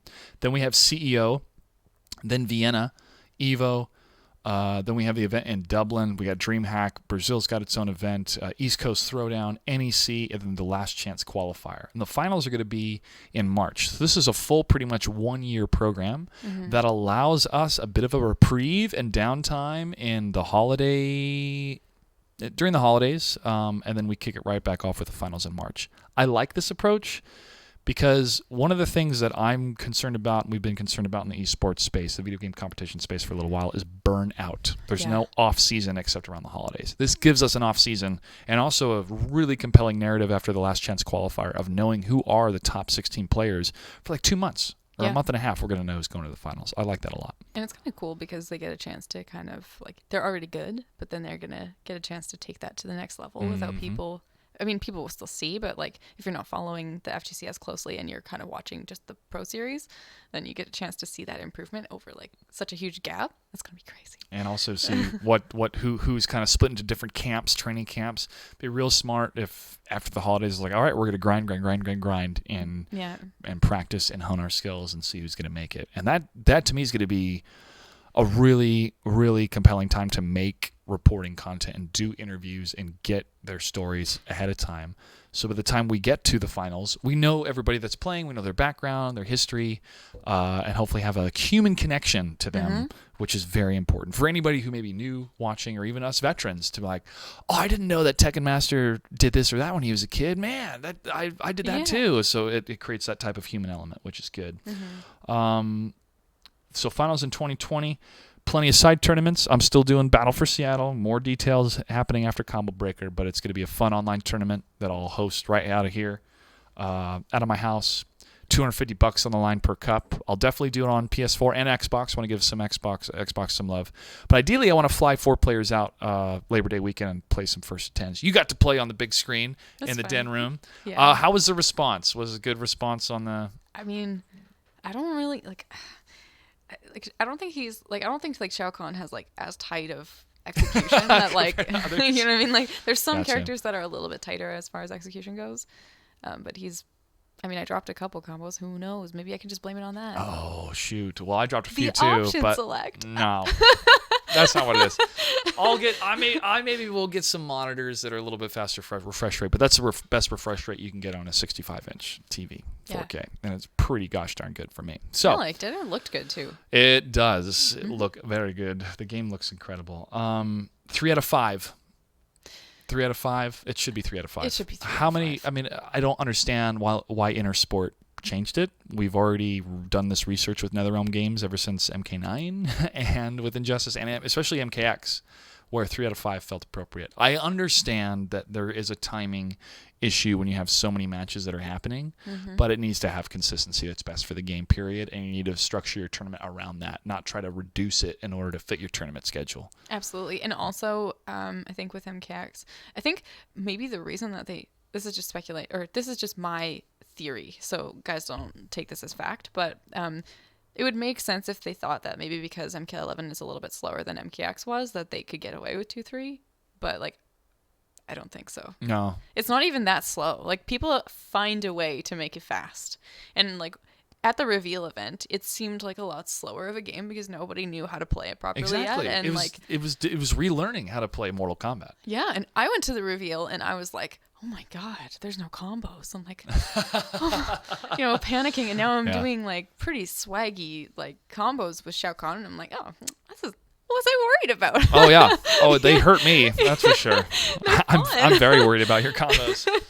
But yeah. But same with Katana. I mean, I can do a 11-hit combo or up to 13-hit combo, and it's a good amount of damage. It feels good. It feels like it takes good. About 30%. When especially when you get the fatal blow or the crushing blow. Yeah. The crushing blows is what really plugs into the devastating amount of damage with that combo. It's like, yeah, if you do a 10-hit combo, then finish it with a crushing blow, like with Katana's that I forget the name of the move, but she appears behind you and cuts your gut open, which I'm like, oh, go to sleep, you know.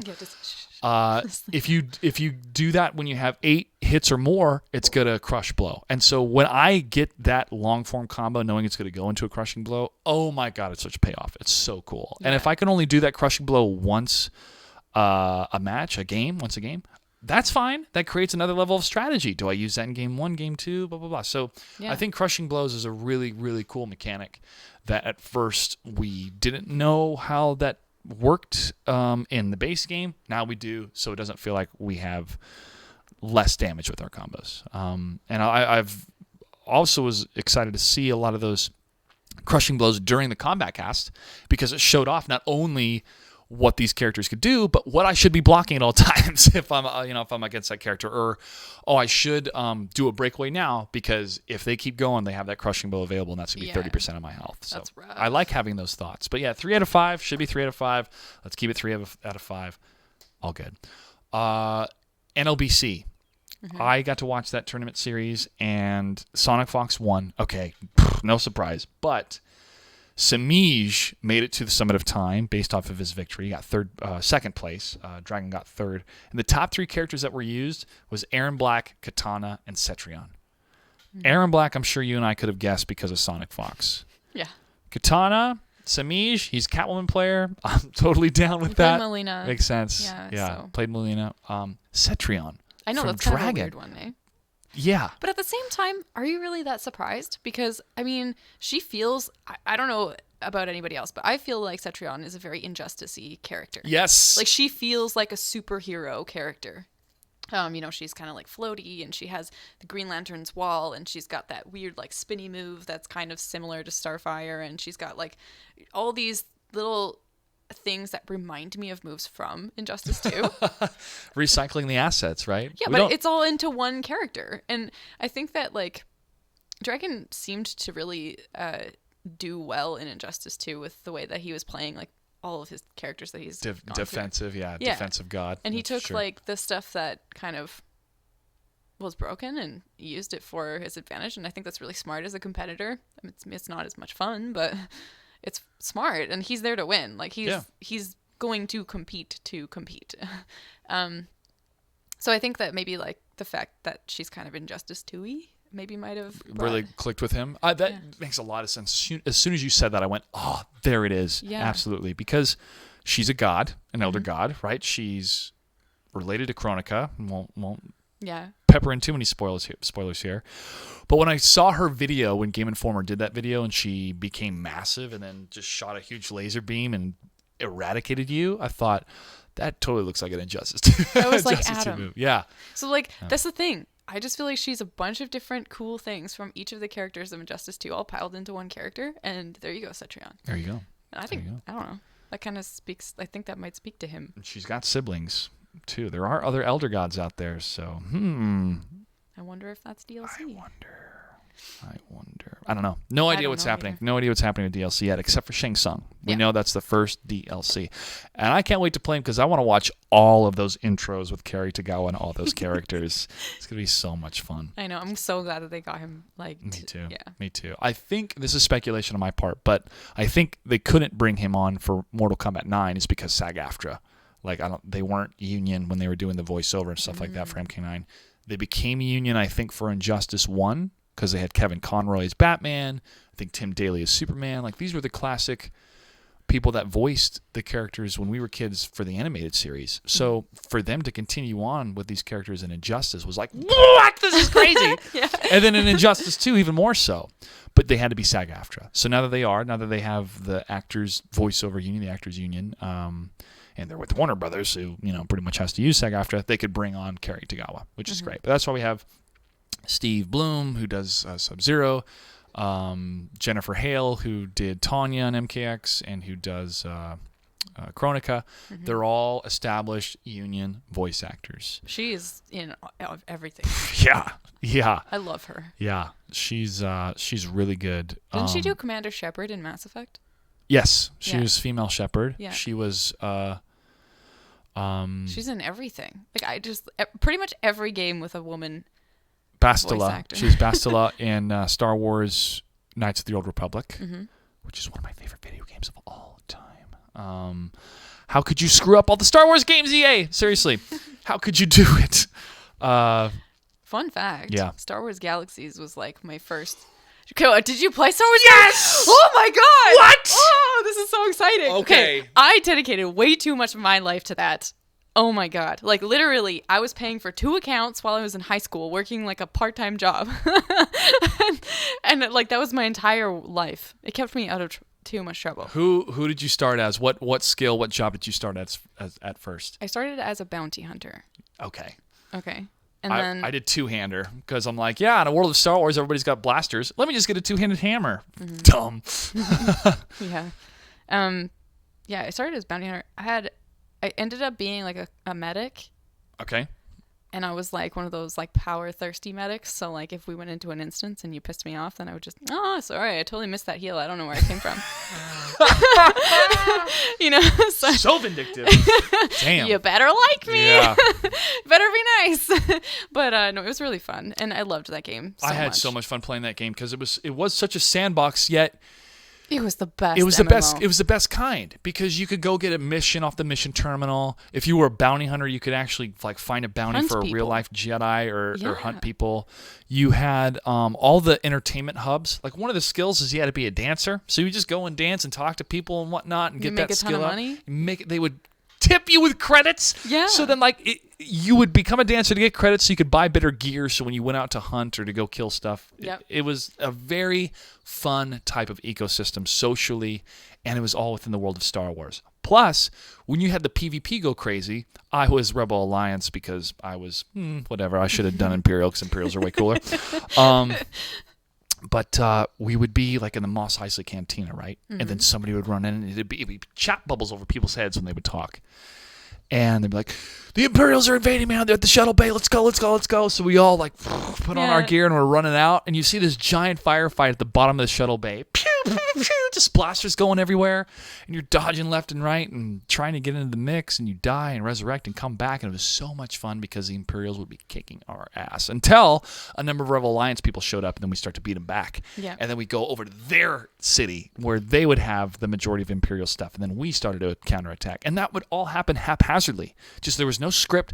There's nobody on the forums telling me like, hey, we're gonna meet up at 3 o'clock behind the school and beat each other up. It was all random, but it was cool. It catered to how cool it was because it felt alive. Yeah, it was a real world. Like, I mean, it's not a real world, but it felt like a real world. Yeah, and there's multiple planets you can go to and explore, and you could build your own cities. That was even crazier too when you were part of a guild that you could build your own city, build your own house, decorate your own house. There's space combat. The space combat jump to light speed was one of the best expansions to any video game ever because it wasn't number role playing anymore. It was Twitch-based gaming where you had to know how to fly. And me being in the Air Force at the time was like, oh, this is great. Yeah. No big deal. So I had friends come over. We'd play Ace Combat on one TV, and then they would play Jump to Light Speed on the other one. Yeah. And I really, really liked it. It just the combat update came out, which changed a lot of the game, and EverQuest was starting to really take off. Did you switch to EverQuest? I played EverQuest for a while. I had some friends that played, but I just rocked it solo. I enjoyed like the whole concept and the fantasy element of it, but after a while, I was just like, I'm bored. Played Final Fantasy 11 online, but World of Warcraft Vanilla, when that came out, it was nothing else could touch it. Really? It was so much fun. I played the tutorial or the trial for World of Warcraft, and I was like, Star Wars Galaxy is way better. Yeah.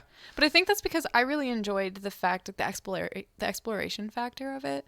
Like, you could go to the Sarlacc pit, and you could go find the Krayt dragons. You could go find Obi-Wan's old hut. Yep. Like, you could just explore the entire worlds, and like you would cruise around, and it did have like, the typical MMO grind, like doing the actual missions to get to level 90. At the time, it was like a nightmare, and it was just kind of annoying. But it was probably the first game that really built my sense of community in online gaming because, I was a part of like a guild, and we would do, like instances and stuff. Yeah. And we would troll each other and troll people. But you built friendships online. That was the first time. I still play games with them, like to this day. And that was like, what, 2008? Or before. 2007? Yeah. Like, I don't know. I think I was like way too young to like... Man, that was so long ago. That's a long time. I know. I remember sitting in my basement in Kansas playing that game and meeting people and having so much fun and whatnot. And I had the same thing with World of Warcraft. Joined this guild. They just randomly invited me. We started PvPing and wrecking Horde people left and right because we were Alliance at the time. Posted on forums, shit-talking with people and whatnot. And we would back it up. Yeah. One time we were surrounded. It was 7 of us and it was 13 Horde. And we beat them back because I was popping like my 1 hour cooldowns as a paladin where I'd had this bubble that would come up where I was invulnerable for a couple seconds, but I could still cast spells. And so I'd pop that, then do this full heal that I only have access to once an hour. And we strategized and we beat them all. And we recorded it and we posted it. And it was awesome. Yeah. And I'm still friends with those guys, Facebook friends. I went and met up with them in Michigan years ago just to, hey, let's meet in person and party. And we had a great time. When I went on my road trip and got stranded and so I went on a road trip to California. Yeah. And then my car broke down on the way back. This was recent, right? Yeah. Oh man. I was going to go see like one of my SWG buddies. Yeah.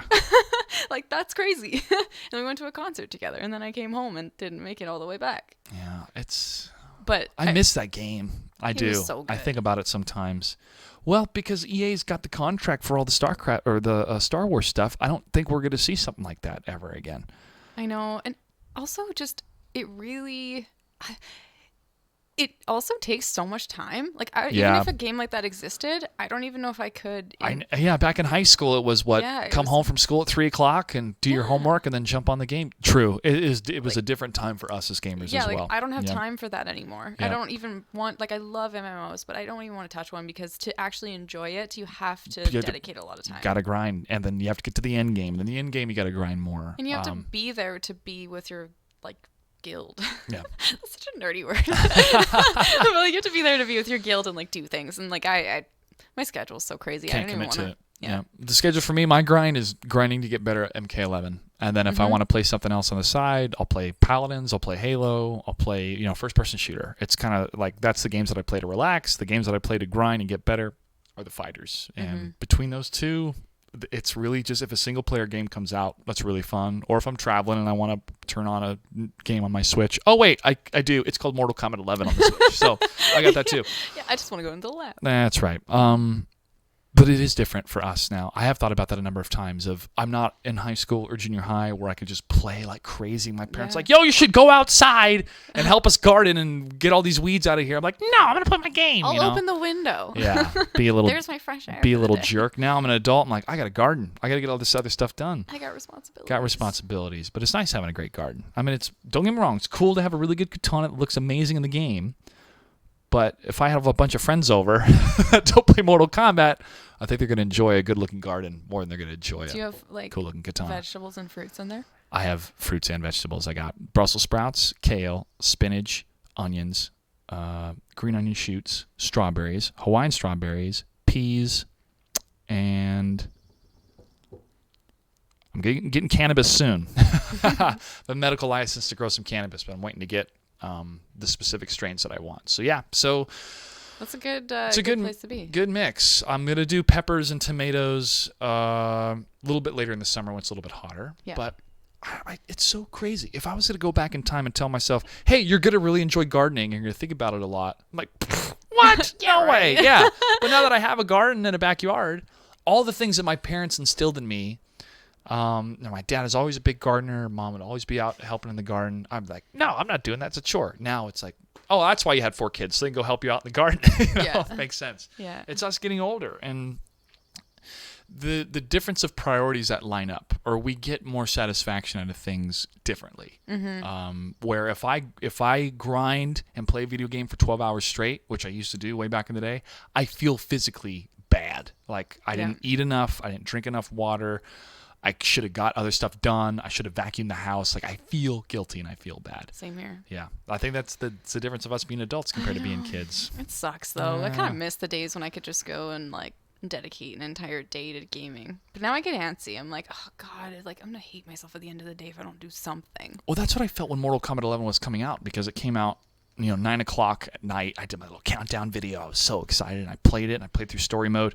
But I had work the next day. And I thought at first I was going to be like, oh, I want to go home and play. I can't wait. And part of me was like that. The other part of me was like, okay, I'm at work, getting my work done, talking to people, having a good time. I was like, oh, well, I've changed.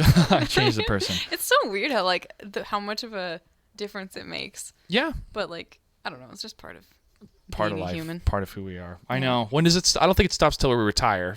Then I don't think it even stops after you retire. I think you just have a different shift of priorities. Yeah, true. That's kind of cool though. It makes it a little bit more interesting to like get through life, and you have different. I was about to say stages. Yeah, I'd rather have different stages than the same thing. Yeah. And going into my 30s, and now at 33, it was definitely time to like evaluate where do I want to be when I'm in my 40s and 50s. I should be making those decisions now in my 30s. Work really hard, try to make as much money as possible, get out of debt, save money, actually have a savings account.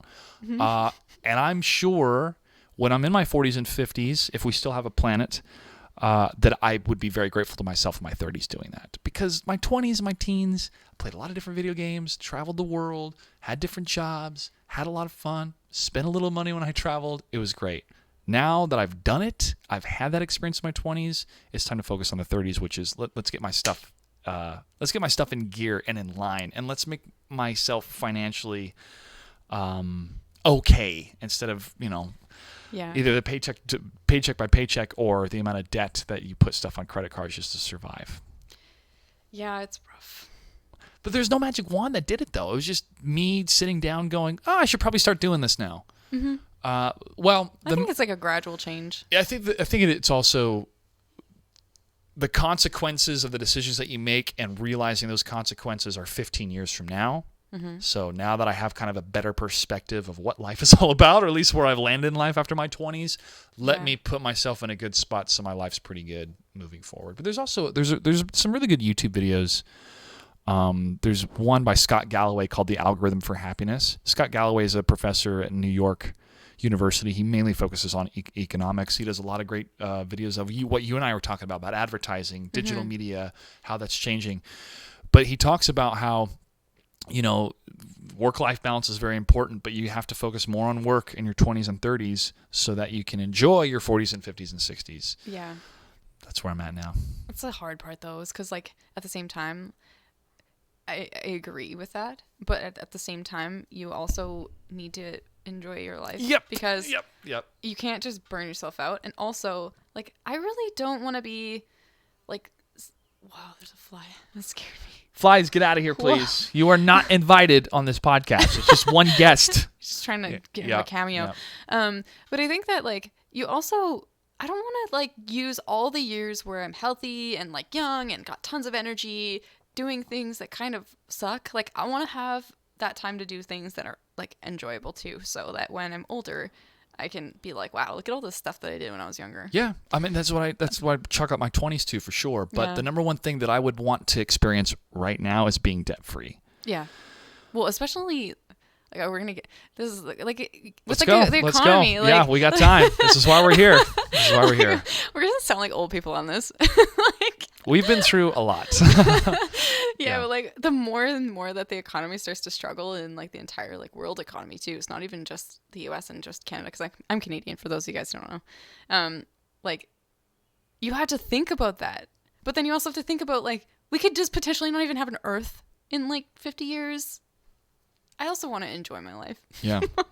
Like, there's a weird balance there. There was a number of days, too, before I told myself stop putting stuff on credit cards. It'd be like, hey, man, we could all die tomorrow. I don't know. Put it on there. And then I didn't die. And then I have been paying interest rates on that for the last year. I'm like, wow, that couple grand, or not a full grand, but if I had all the credit cards up, it's like, yeah, a couple grand a year you're paying just in interest alone that could go right into your bank account and earn interest. I think the biggest thing that I really wish I learned better, or I took the time to instill in my mind, is the power of compound interest. Of like, okay, don't buy that now. Just, if you don't have the cash, don't buy it. If you do have the cash, get it if you need it. But put that cash in an account and let that cash just start to work for you, which is my goal after I'm debt free. I'm so focused on being debt free for so many good reasons, but I think the number one that I've been going through emotionally is I really need to know what kind of person I am when I don't owe anybody any money. Yeah. Because that's kind of every decision that I have to make in my career is, am I making enough money to get out of debt and survive, right? Both. After I get out of debt, then the question is, am I making enough money to survive? Do I still want to keep working in the video game competition world? I mean, if I'm in that stage, and I have to honestly evaluate that question as soon as I become debt free. Yeah. Some deep stuff here, but you gotta evaluate that question even now, like, because like the video game industry is great, but I mean, you're more established than I am, so there's that. But like, also, just esports is really rough to make money in. And I've been doing it for 10 years. Yeah. Too 10 years. I mean, that's how long Iron Man's been doing his thing. And if you all seen Endgame, I'm not gonna say anything else. I won't. 10 years is a healthy chunk of time, and that was the majority of my 20s doing it. So I've been having those questions lately of where am I a couple years from now if I'm totally financially independent? Yeah. Maybe I could go be a park ranger and not even use the internet. I could totally see you. Okay, at all. That's weird, but like I could also see you as a park ranger. I could too. I grew up. Would you wear the really short khaki shorts? Absolutely. Yeah, you'd just be standing there with your little shorts on. I'd totally get a tan. Oh, that would be horrible and awesome at the same time. Thanks. Yeah. I think our Canadian Washington State relationships would be so much better with the short shorts coming from Ranger Gray. Yeah, it's like Super Troopers type stuff. Exactly. But I've thought about that lately. Could I walk away from all of the social media, all the stuff that I've built on YouTube, all the body of work that I've done with Warner Brothers and all these other video games, and still be happy? And the answer is yes, I could. And I think that is the key to still being happy making content and working in the entertainment industry, is I could walk away and still be satisfied in some respects. It's a tough thought pattern to go through because I've identified myself as an entertainer and a storyteller ever since I was 5 years old. And I have made my dreams come true. My dreams have come true thanks to a lot of gracious people that have given me a chance, which is awesome. I can check the boxes that I've been on television. But man, it's that what next type of struggle of I've made these goals happen. I've been through the mix and working in different studios and auditioning in LA all the time. Now that I've had that experience, do I want to keep doing it and try to get more success out of it? Or do I want to do something else for a little while? So that thought has been creeping in there here and again as soon as I become debt free. I mean, when Thanos snapped his fingers, he just went, he just went to go do what he wanted to do type thing because his mission was accomplished. But I have no idea. These are just thoughts and musings of a 33-year-old that I'm, still struggling with. Yeah. But this is why I love the FGC, is that even if I took a break and didn't produce anything or didn't commentate, there's still, I still have friends and family, doing that. So that's another thing too, is that like you've built up such a foundation that taking a break wouldn't necessarily ruin your career if you wanted to come back to it. No. So like you wouldn't be giving anything up. It's just taking the break to figure yourself out. And like I think that's important, especially like as we go through life, we have different stages where we have to evaluate where we're at and what we want, and each stage is a little bit different. Like I used to work as a finance manager. I made killer money. Like I was living in a really nice high-rise apartment, and like I had like a life that everybody wanted, but I was just not happy. And I don't work there anymore. And I took like this crazy risk on myself. And like, that's really stupid. Like, I don't recommend this for most people, but I have no responsibilities. Like right now is the point, like I don't have kids, like I don't have a mortgage, I don't have anything to worry about. Like really, if I'm going to take that chance, it's now. Like I have to try. And I'm one of those people that like, if I don't do it, I'm just going to regret not trying. And I would rather fail and just, completely fall flat on my face and, like, be like, well, at least I did it. And I'll recover and it's fine. Yeah. I would rather say, well, that was a mistake rather than what if. Yeah. But the thing is like you, I've been like, no credit. Like we're not taking out a loan for anything. We're doing this like strictly off of savings. And like I was saving up for a house, but like in Vancouver, the markets for housing are kind of nightmare. Yeah. So like, I don't even think that would have been even possible anyways, but that was my plan. I'm like, well, not here anymore. This is obviously not a life that works for me. Like, I hate this. And, like, money is great and all, but it doesn't give you, like, if you're not the type of person that feels, like, fulfilled by having, like, material things, it doesn't give you anything. I thought that it would help me because I'm like, yeah, I can afford to go to more tournaments and, I can afford to go traveling. Like, I want to go do a Euro trip and, like, see the world because I haven't been able to do that. But I didn't have the time. Like, you trade. It's a different currency. So, like, having like the different stages of your life, like reevaluating where you're at is really important, and reflecting on who you are and like what your priorities are as a person is really important. And also I think that just helps like with every aspect of your life, even as a player. Like if you, after your matches, like at a tournament, you sit and you're salty because you lost and you're like, what the hell, I've been practicing so hard. And you like sit and reflect, like you can blame it on the monitors. You can blame it on your character. Yeah. Or your controller. You can blame it on your controller. You can blame it on the fact that somebody was screaming behind you and it was super distracting. But really when it comes down to it, especially in fighting games, it's you. Like you are the one that dropped the ball. And that's not necessarily a bad thing. Like it's a learning experience. We're all going through different stages, and like if you fail, then you just gotta look at what you've done and figure out why you failed so that you don't do it again and that you can improve. And that's literally life. Yeah. That's why we, we've become who we are in our late 20s and 30s too, is because we've gone through that and figured out what works and what doesn't. Yeah. You hit the nail on the head. I like lit up when you said it. Why am I not happy? I have a dream job. I have all these things. I'm doing stuff that's amazing. And I tell people about it. I'm like, oh, that's so cool. But why am I not happy? Yeah. And I was talking to my mom about this too, which I'm going to call her after this. Call your mom for Mother's Day. Yeah. Happy Mother's Day to everyone out there. Happy Mother's Day. That's right. Yeah. But I was talking to her about this too. And I told her, now I understand why celebrities are unhappy. Mm-hmm. It finally clicked of like, you can have these amazing experiences and you can get what you've wished for your entire life, but you got to be careful what you wish for, because where do you go from there? Yeah. But I think it's also part of the postpartum depression of Mortal Kombat 11 coming out, because I was so focused on making sure that, I could do the best I could to plug that game, push that game, and be involved with Warner Brothers to promote it. And it was so much fun. And I was so grateful for it. But now that it's out, you're like, it's okay, like okay, yeah, what's next? Well, we have the tournaments. It's definitely stuff to look forward to, and make reports based off results and what we're seeing. But that is just such a weight off the shoulders of finally getting the game out. And that's just me being a sideline commentator, presenter, host that was hired as a contractor twice from Warner Brothers for Mortal Kombat 11. Imagine what they feel as the designers and everybody. And then all the hoopla and the people review bombing it because they weren't happy with the grind. I'm like, geez, what a stab in the heart that's got to feel for people that have worked so hard. But you let it go. Mm-hmm. You improve the game, which they did, and then that animosity is going to disappear because they're going to get angry about something else next week. Yeah. But man, I'm really glad we had this talk because sometimes I kind of feel alone in the space because been a bit of a pioneer trying to make this stuff work. Yeah. My parents, as great as they are don't understand, this business and how it works. They understand show business in a sense. My mom was a ballerina for a number of years and comes from a dancing background. My dad understands construction, so he gets like bidding. And when I told him, being a producer trying to put a show together, I have to bid a proper dollar amount based off of what we build. Just like a construction company has to bid the city or whoever's giving the contract what they think it's gonna cost. So there was their advice in talking about that stuff.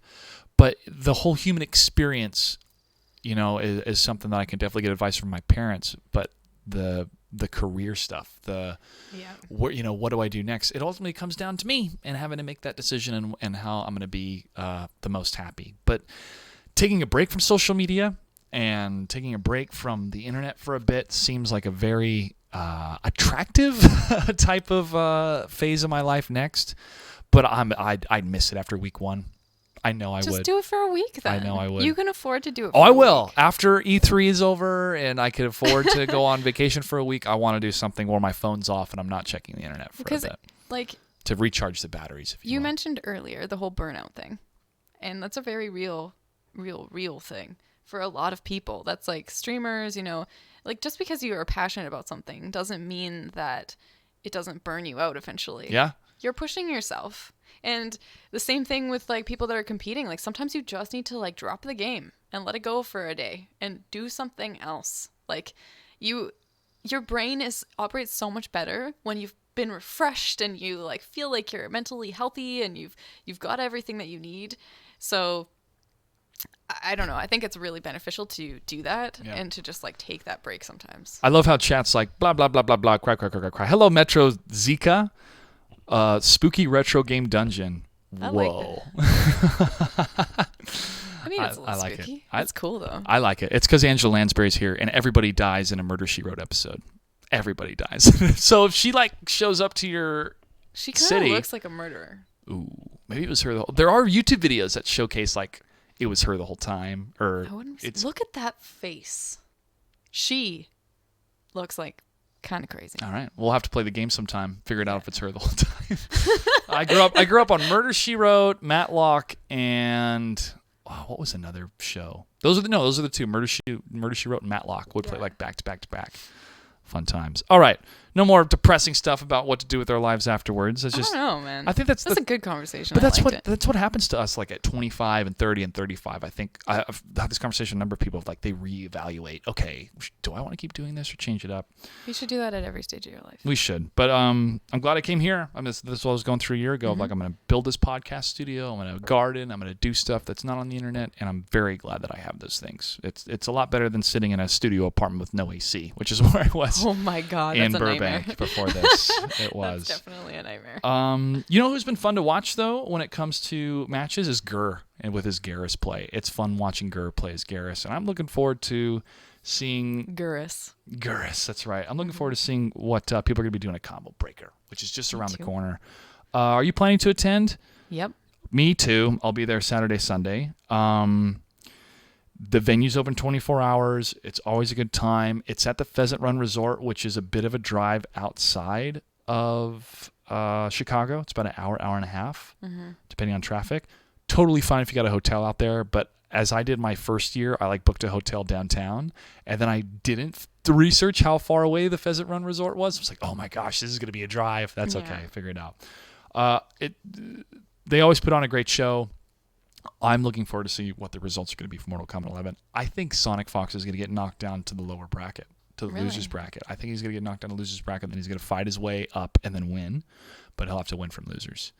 Interesting. Who do you think is going to knock him down? I think Dragon. It's going to depend on I think brackets. it's going to be somebody like Dragon, or could be. The reason why I say that is because the bullseye on Sonic Fox's back is so big, because he obviously dominates every fighting game that he touches. But people are trying to figure out how to stop Aaron Black. And Jinky Dink even made a video on YouTube detailing how to fight against Aaron Black. Cool, but the skill level of Sonic Fox, depending on whatever character he uses, plus is tough. But the fact that you're fighting against Sonic Fox, like you have to take into consideration that there's tournament nerves. Yeah, and then not just tournament nerves. It's like you're fighting against the Sonic Fox. Yeah. That stresses a lot of people out. It does. That's just my prediction, though, that somebody will take him down into losers like later on in the bracket, but then he'll fight his way back up and he'll be fine. He'll probably win it. Yeah. But it's anybody's game. It's the first one, the first major tournament, the first major tournament for Mortal Kombat 11. So anything could happen.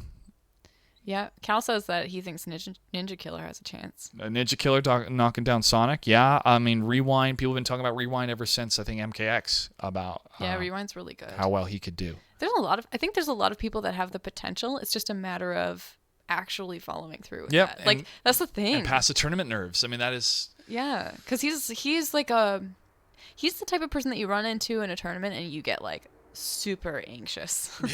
Yeah. Yep. Because you're like, oh my god, I'm fighting against Sonic Fox. Yeah. And if you win, that has like major, like, that's a huge boost to you. For you, yeah, it's the biggest upset of the tournament. It's one of the biggest storylines. Yeah, for sure. So maybe Saturday, that could be a possibility. Who knows? But I'm excited to watch those matches.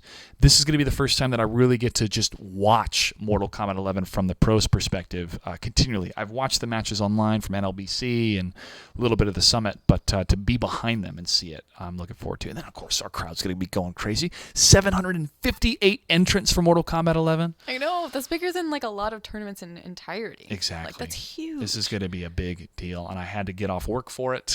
I made sure I texted my manager last week like, hey, I'm not booked for this day for work, right? They're like, yeah, you'll be fine. So, but I have a mixer show that Friday, fly out Saturday morning, land Saturday, enjoy the tournament Saturday, Sunday, hang out with friends in Chicago Monday for Memorial Day, and then fly back Tuesday morning because I have to host the next mixer show that Tuesday night. So, and then bartend Wednesday. So it's going to be a packed week. It's going to be crazy. It's going to be a packed month, honestly, for me. But I'm so looking forward to it, and hopefully you guys will be there as well. But if not, make sure to tune in online. More information, you can get it right there. But just Google Combo Breaker. You can get more of the info. The next thing I want to talk about before we jump into current events, and then that'll be our final topic. So we're reaching our second hour already, if you can believe it. This is crazy. We talked a lot. We did. Is Mixer Matchups. Race to E3. It starts this Monday, May 13th, and it ends June 2nd. It's 3 different games we're showcasing: League of Legends, Halo 5 Guardians, and Paladins, Champions of the Realm. How it works is you use your Mixer account, link it to your Smash GG account. If you don't have one, it's super easy to register. And then, boom, just start streaming. If you stream on your Mixer account, League of Legends, ranked matches starting at 10 a.m. Monday all the way to 10 p.m. Sunday of this upcoming week, Smash GG and Mixer will calculate how many ranked kills you get, or ranked wins you get. For every ranked win, you'll have them added up in points. And so if you do 5 ranked wins, you'll get access to Embers. So you get a little bit of money. If you are the top 50 players for week 1 in ranked matches streaming on Mixer, you get $500 each. We're just giving out $25,000. That's pretty awesome. It's pretty cool. Week 2, it's Halo. Week 3, it's Paladins. Then after the 3 programs are over, we'll calculate all the points together, add them all up, and the top 10 players will be flown to LA to play at E3 in our finals event, go to the Microsoft press briefing, go to the Fan Fest, just have a kick-ass time as we celebrate, people that marathon streaming on Mixer for those 3 weeks. Similar to what you did with E-League, the showdown during the beta, where they would calculate how many times you would win, or if you used all these different characters, you get bonus points. I'm excited to showcase and be involved with this as a producer and host because it's pushing the envelope when it comes to technology and streaming. Instead of having to do all these different brackets and all this that type of tournament format, it's you stream, you play. It's like a digital arcade. You're just trying to get that top score and fighting against each other in that top score. It's also a little bit more accessible for people that are not pros. Like, Absolutely. Like, the thing is, like with online tournaments, if you're like entering in Sonic Fox and Rewind and you're going to get gatekeeped and knocked out. Yeah, then you you're don't done. even get a chance to really shine. But in a tournament like that, you're playing against people that of any skill level. Mm-hmm. So it's actually pretty cool. Like it's a completely different experience. Yeah, you're using your own kind of ranked lane, if you will. So you're playing hopefully against people that are at the same level as you. Yeah, maybe a little higher and working your way up. That's right. So cool register right now. Play. If you're top 50 any of those weeks, you get $500. Giving away $25,000 per week, $25,000 in embers per week. And that launches this Monday. And we're going to be broadcasting live Mondays, Thursdays, and Fridays. So people are going to be playing and streaming all week long at any time, but we'll be accessing and looking who's streaming for those 3 broadcast days. That's awesome. Yeah, so I'm looking forward to that. That's why I've been busy. You haven't seen that much content from me on YouTube is because I've been busy putting that whole show together with a really crack team and looking forward to what the results are going to be. League of Legends is not the most popular game on Mixer, but Halo, oh my gosh, we got like over almost 400 people on Halo that have registered, and Paladins, which is really fun. It's like Overwatch but lighter. And the gameplay is fast. It's first-person shooting. You get kills and deaths really quick, so the action is pretty intense. And it's fun to watch. I enjoyed watching it and commentating it, and so that'll be end of week 3. So those will be the three games that we're doing. It's 5 ranked. It's ranked matches for League, but it's ranked kills for Halo and Paladins. Cool.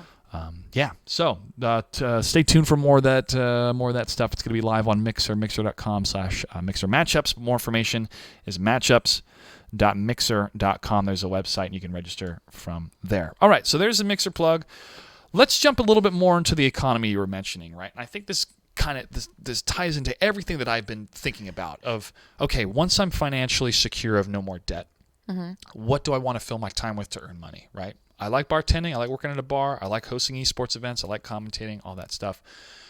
It's very difficult to do in this economy because it's a gig nature. It's easier the bartending life because they expect me to be there certain days. I'm going to be there and make some good tips. Awesome. But in the video game production world, live streaming, it is still the Wild West. It is still difficult to make a living. But now in this economy where I have to spend money on health insurance every month, car insurance if I need to. I don't have a mortgage right now with this house, but I have to pay the property taxes and all that stuff. That's fine. All that stuff's doable. But when you incorporate taxes afterwards and you realize that it's not a steady gig, and any of the income flow that you have now is not guaranteed for next month, it's super stressful to build a life around that. But from your perspective, from a Canadian, how is the economy and the prospects both within the video game world, the content creation world that we have, or just overall for you as a citizen? I mean, like in video games, like I feel like Canada, especially like because I live in British Columbia, I'm in Vancouver. I don't live in Vancouver, but I live close, so that's the easiest way for people to... in the region. in the region. But like there's a huge lack of actual like esports events there. So basically for anything, if I want to work in the industry, I have to go somewhere else. And so like I'm finding that like we have smaller events that are happening, and we've been working on building that up. And there's a couple organizations. There's Vancouver Street Battle, and there's a company called the Gaming Stadium, which is actually, they're building an actual gaming stadium, kind of like the esports arena type idea. And I'm really excited for that, but it's not complete yet. But they've been hosting tournaments anyway at venues. But because Vancouver's housing market and like just the entire like cost of everything is so crazy in comparison with wages, it's really hard to host like events there. Like getting a venue is so expensive, and then to convince investors and stuff, especially because like Canadian companies, like we don't really have like that big of corporations to ask for sponsors. And like if we're asking like an American company, why would they sponsor a Canadian tournament? Like there's no real, like a lot of the time they won't really like get back to you that quickly. So like it's a little bit rough. So like building up like a gaming industry, like we have a lot of game studios, we have a huge film industry, we have all of these really awesome things, but just not quite into the whole esports thing yet. And do you think it will get there? Do you see incremental evolution to get there, or do you see it being kind of pushed and forced a little bit too much? Or is it a bit of both? I think it's a little bit of both. Like, the thing is that, like, Vancouver, especially, is very nature-y. Like, there's a lot of people there that are, you know, they're into, like, the whole nature lifestyle, like going on hikes, because it's beautiful. Like, you can go hiking, you can go, you know, to the lakes. There's tons of them, which is something to pick from. And, like, just, like, in general, it's a very outdoorsy kind of, like, society. And then when you're in the city, there's, like, city things to do. But... So, like, I don't feel like those outdoorsy people really embrace the idea. I think they think it's kind of stupid, and that's okay. That's not the demographic. But it's also just, like, it could be. It's just a matter of kind of, like, giving it the chance to happen. And we had, a while ago, we had the Dota 2 championships in Vancouver, and that was huge. And it was really successful. Like, it was a big thing for Vancouver, you know, like, bringing the attention to the city. And like ever since then, I think more people are kind of starting to like recognize that it's something that we're behind in. But as an economy thing, like even like for the majority of Canada, I think the only really area that they do a lot in is Toronto. Toronto, yeah. I've hosted shows in Toronto like 5 times. I've been to that city multiple times for video game events. So that definitely would be, out of all the places in Canada, the place that's embraced it the most. Yeah, and then there's like DreamHack is in Montreal. Yeah. So the East Coast and the Midwest area is fine, but the West, yeah. Yeah. Seattle is a tech city, you know, so the economy here is pretty good. It'd be better if Amazon paid their taxes, which would be nice. So you have this, you know, tech inflow of money, revenue, which is great, but that doesn't help people's lives that don't work in tech, which is a lot of people that are native to Seattle.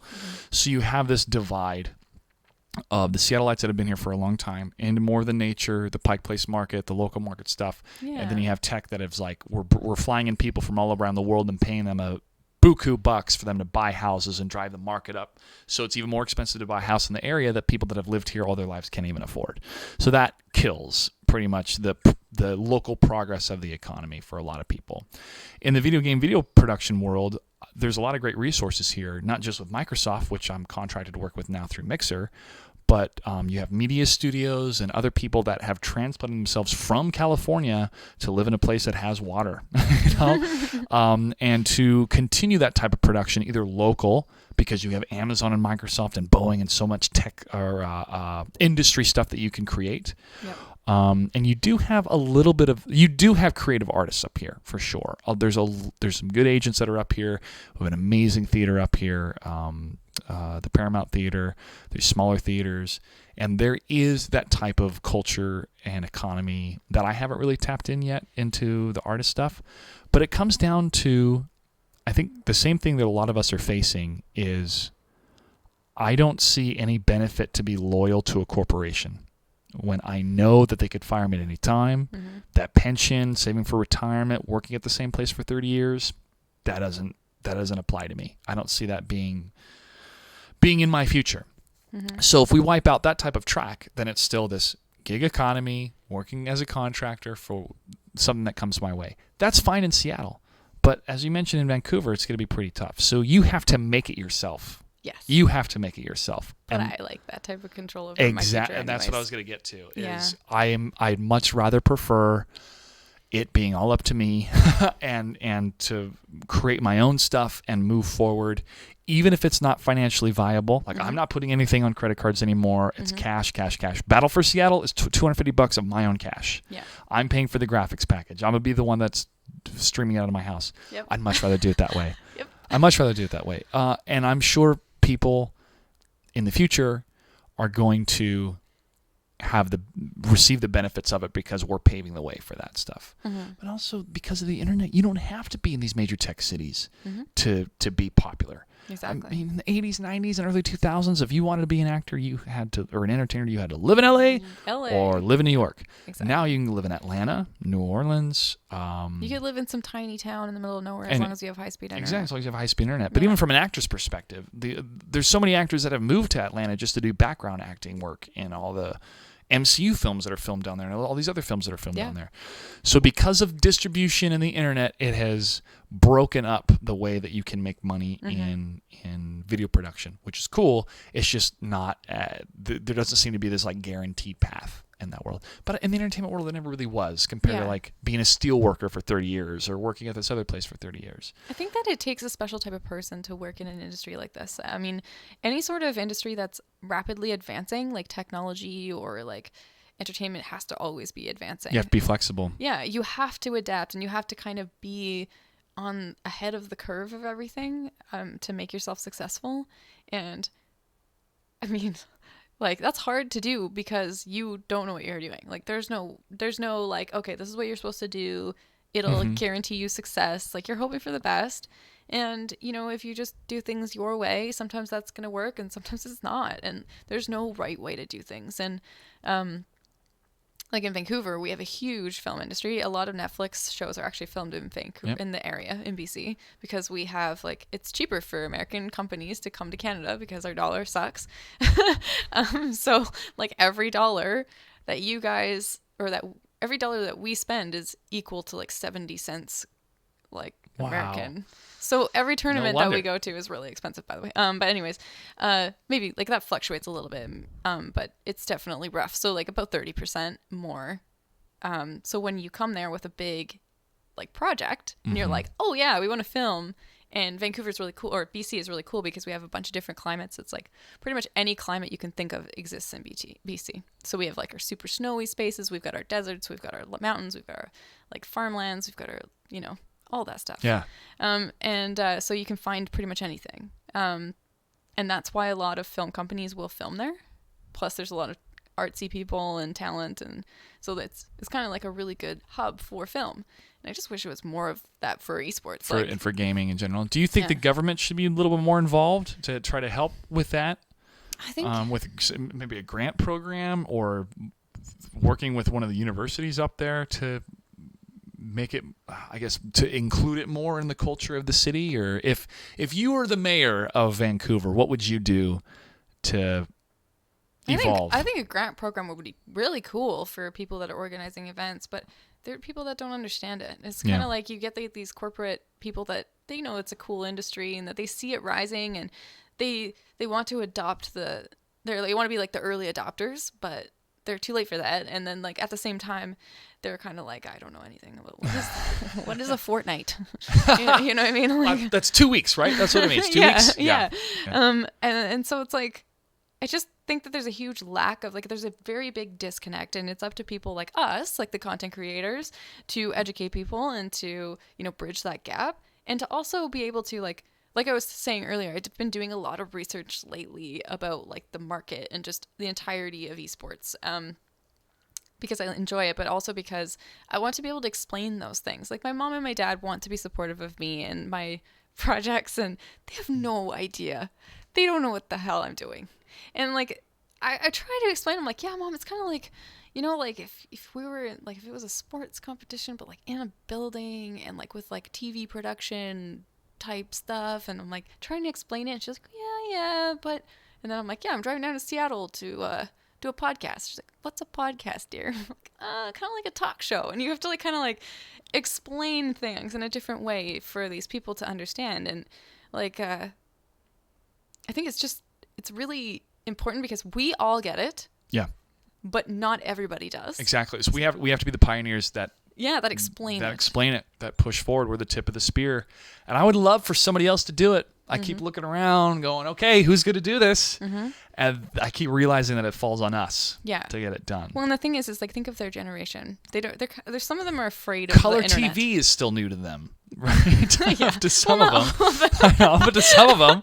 Yeah, but like, you know, like they don't, the internet's scary. They don't even, my mom's like, I don't even know how to use my stupid computer. And she gets frustrated. And so like, same as my parents. We can't expect them to go online and Google things like to understand. Like that's second nature for us. Like we're just like, oh yeah, like I'll just Google it. Which is why it's asinine to put these type of programs on traditional television, because these are the same people asking those questions of like, I don't get this. Why? What does this mean? I don't understand. Why it. do these people play video games? Yeah, and they're not going to change. They're stuck in their ways. They're not going to change, and that's fine.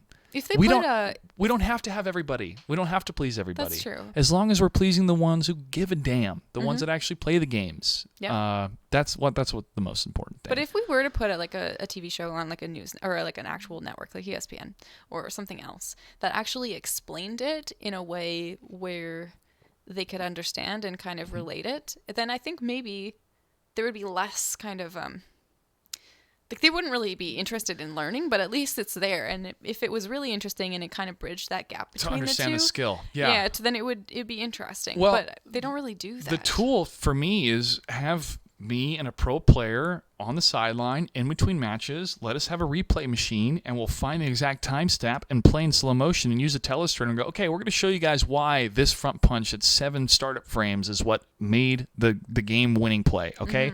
Boom, we show that. This is 7 frames. It was 2 frames faster than his kick, which allowed him to get the opener. He followed up with this combo, which increased into this amount of damage, and that's how he was able to get the victory. Back to you guys at the desk. Yeah, that will go miles and miles into explaining something with slow motion and telestration. I have wanted one of those ever since MKX because I know my parents would better understand what's happening, because I would be explaining it like I'm explaining it to my parents. Yeah. Just like what people do with telestration in football. They're explaining it like they're trying to explain to the people at home why this is such a big play. Yeah, because they don't understand the rules of the game, and it's the same concepts. It's like, I don't know. It's a great audiovisual tool. Yeah. And it's fun to explain it, especially to people who know about sports, because I like making the analogies of being in a batter's box, swinging a 95-mile-an-hour fastball. You only have a couple seconds. It's the same type of decision-making, reaction times that you do when you play a fighting game. Yeah. And they get that. I've talked to pro baseball players, and they get that. And I've talked to other people that understand sports, and they get that. But when somebody turns on ESPN and they see Overwatch, they're like, what is this? I mean, we're never going to change their mind. They're automatically going to tune out because it's not for them. And it's not made for them. Yeah. That's really weird that it's on TV. I know. That's why it's so weird. It's because this isn't for them. The TV audience is never going to jump into this. They're not. And we keep moving so fast with technology that it's tough. It's tough for any institution that's been established for years and years and years, like a government or a culture of a city, to adapt it. Yeah. You need the people that are kind of like, you need the pioneers to just the advocates, the ones that have the wisdom to explain what it is and just to do it. And that is frustrating. And we have seen it's important, and the burden sometimes gets a little tough, but we have seen this much progress so far, and we're seeing those that have grown up in our generation have more and more leadership roles with major corporations to try to get them on the same page. But at the end of the day, I am more satisfied with the prospects that I have to make a tournament out of my house and to stream it to the world than I am to try to go to 15 different investor meetings and ask them, hey, can I get some angel investment of like $15,000 to $20,000 to run this tournament, and maybe we'll have some sort of KPI growth or this or that. Like, nope, I just want to do it. And put it out there to the audience, to people who give a damn to watch. That's all I want to do, bare minimum, right? And if I make some money that pays my bills doing it, great. If I don't, I got the bar job that I can do. And if things get really bad, then I'll throw on a little hat and sing and dance on the street corners for a little bit of cash in order to feed myself. But I think through this conversation, and thank you, chat, for allowing me to kind of dive in here, I think this has helped me kind of figure out why I'm having a lot of these emotions of why am I not as happy as I think I should be. It's because I got exposed to the corporate life a little bit, being over at Microsoft. And I love working with Mixer and the Microsoft team, but I don't miss corporate life where you're just one small piece in a giant machine. And this giant machine has people at the top that need certain stuff done, so they tell you what you have to do so that the people at the top get all the benefit from it, right? I mean, you get the paycheck, cool, and you get your name associated with it. But they get a way bigger one. But they get a way bigger one based off your performance, right? Yeah. So I don't miss that corporate life, and I think that's why I'm kind of going through a lot of these emotions, is I know what I don't want to do, and I don't want to be stuck Well, thanks, Cal. Yeah, thanks, Cal. Yeah, man, I thank you. Yeah, this is why we do it, right? This is why we do these podcasts. But I think that's why I've had a lot of this stress and emotions pop up. I don't want to say out of nowhere, but recently, of do I want to go back to that corporate structure again of what I went through at NASL and ESL and working with other large corporations? Not right now. Right now, I don't. You know what the best part of this is? What's that? You're in an industry that allows for you to pave your own path. Yeah! So you could do whatever you want. That's right. And you can make it work. Thank you. So like that's like something that we got to remember sometimes. It's like there seems to be a set path because, you know, to get a job somewhere there might be. But at the same time, you have a following. You have already built up a lot of experience and a lot of knowledge that you can use to build up something of your own if you wanted. And you're kind of already doing that. Yeah. And so but you have the ability to, you know, there's other people out there in the same boat as well, like that are sick of what they're doing. And I just can't wait for like creators that are in the same position to band together and make something that's actually powerful and like ignores that like corporate kind of like you talk to somebody who doesn't know anything about the industry and is just trying to throw money at it because they think it's a good investment. They want to try to get the demographic. They want to get a piece of the pie. Yep. And it's like, you know, like I think once we kind of start to have the creators get sick of like being the slaves of like the system, then we're going to have like all these people coming together and building up really cool companies that are building actual content or actual stuff that matters, that is understanding, and they're not burning out their employees. Yes. Yeah. And I think that's going to happen eventually, but it's a weird transition phase because this is pretty new, you know. I think we're all in a weird transition phase as a planet.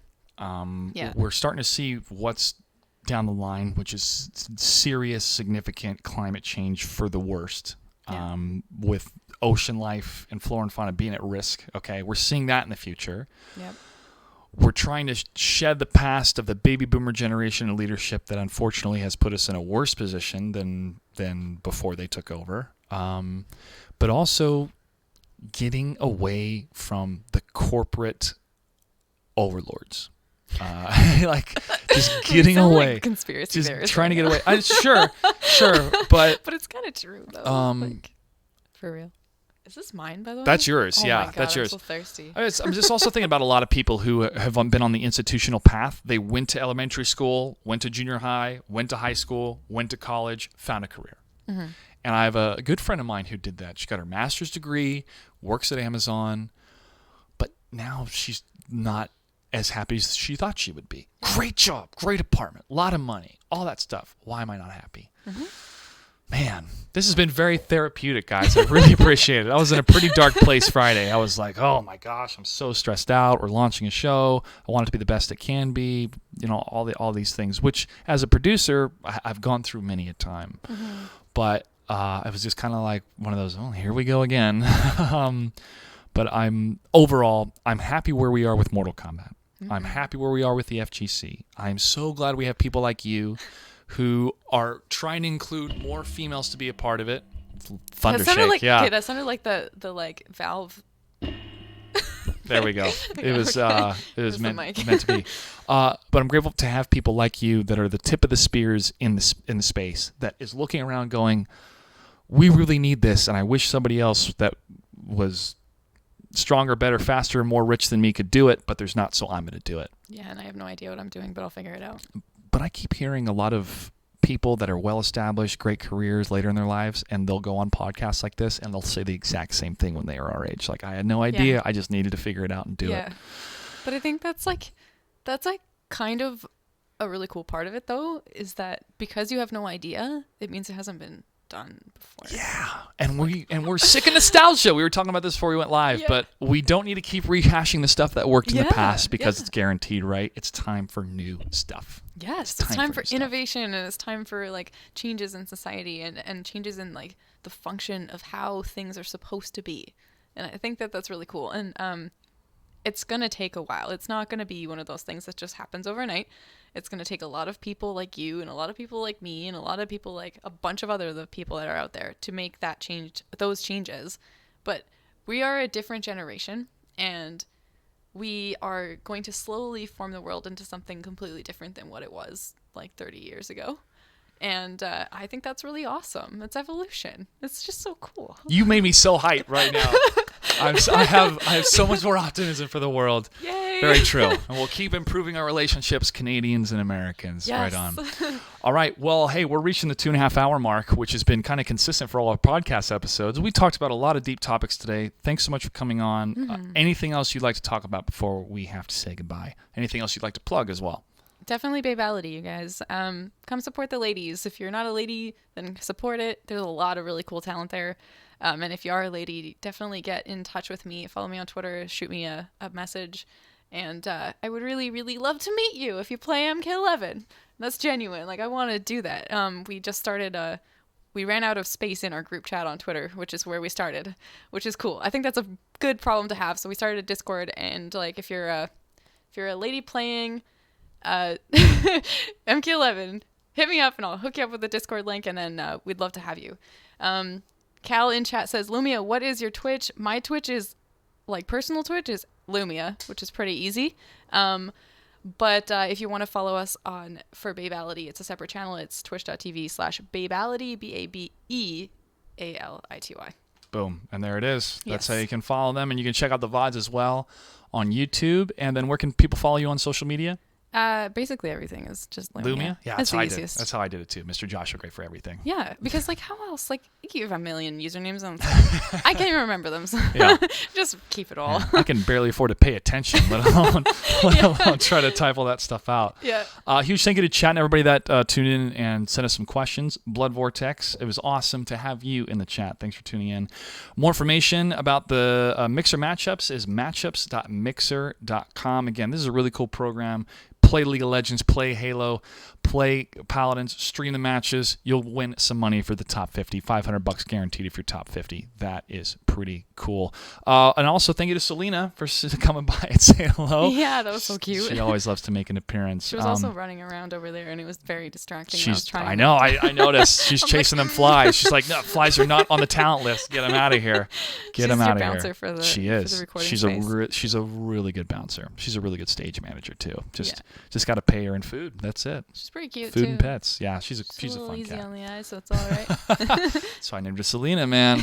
Selena Kyle fan. All right, thanks again to Lumia. Best of luck with all the endeavors, and I'm definitely gonna be seeing you at Combo Breaker. And if you guys go to Combo Breaker, you'll be seeing her there as well. You can follow me on all the social media, Mr. Joshua Gray, website, mrjoshuagray.com. Be doing a J.Gray report after we launch the Mixer matchups race to E3. So just making sure all that show is good to go before I start doing more YouTube content, but there'll be more on the way. Thanks again for tuning in. We'll see you next time.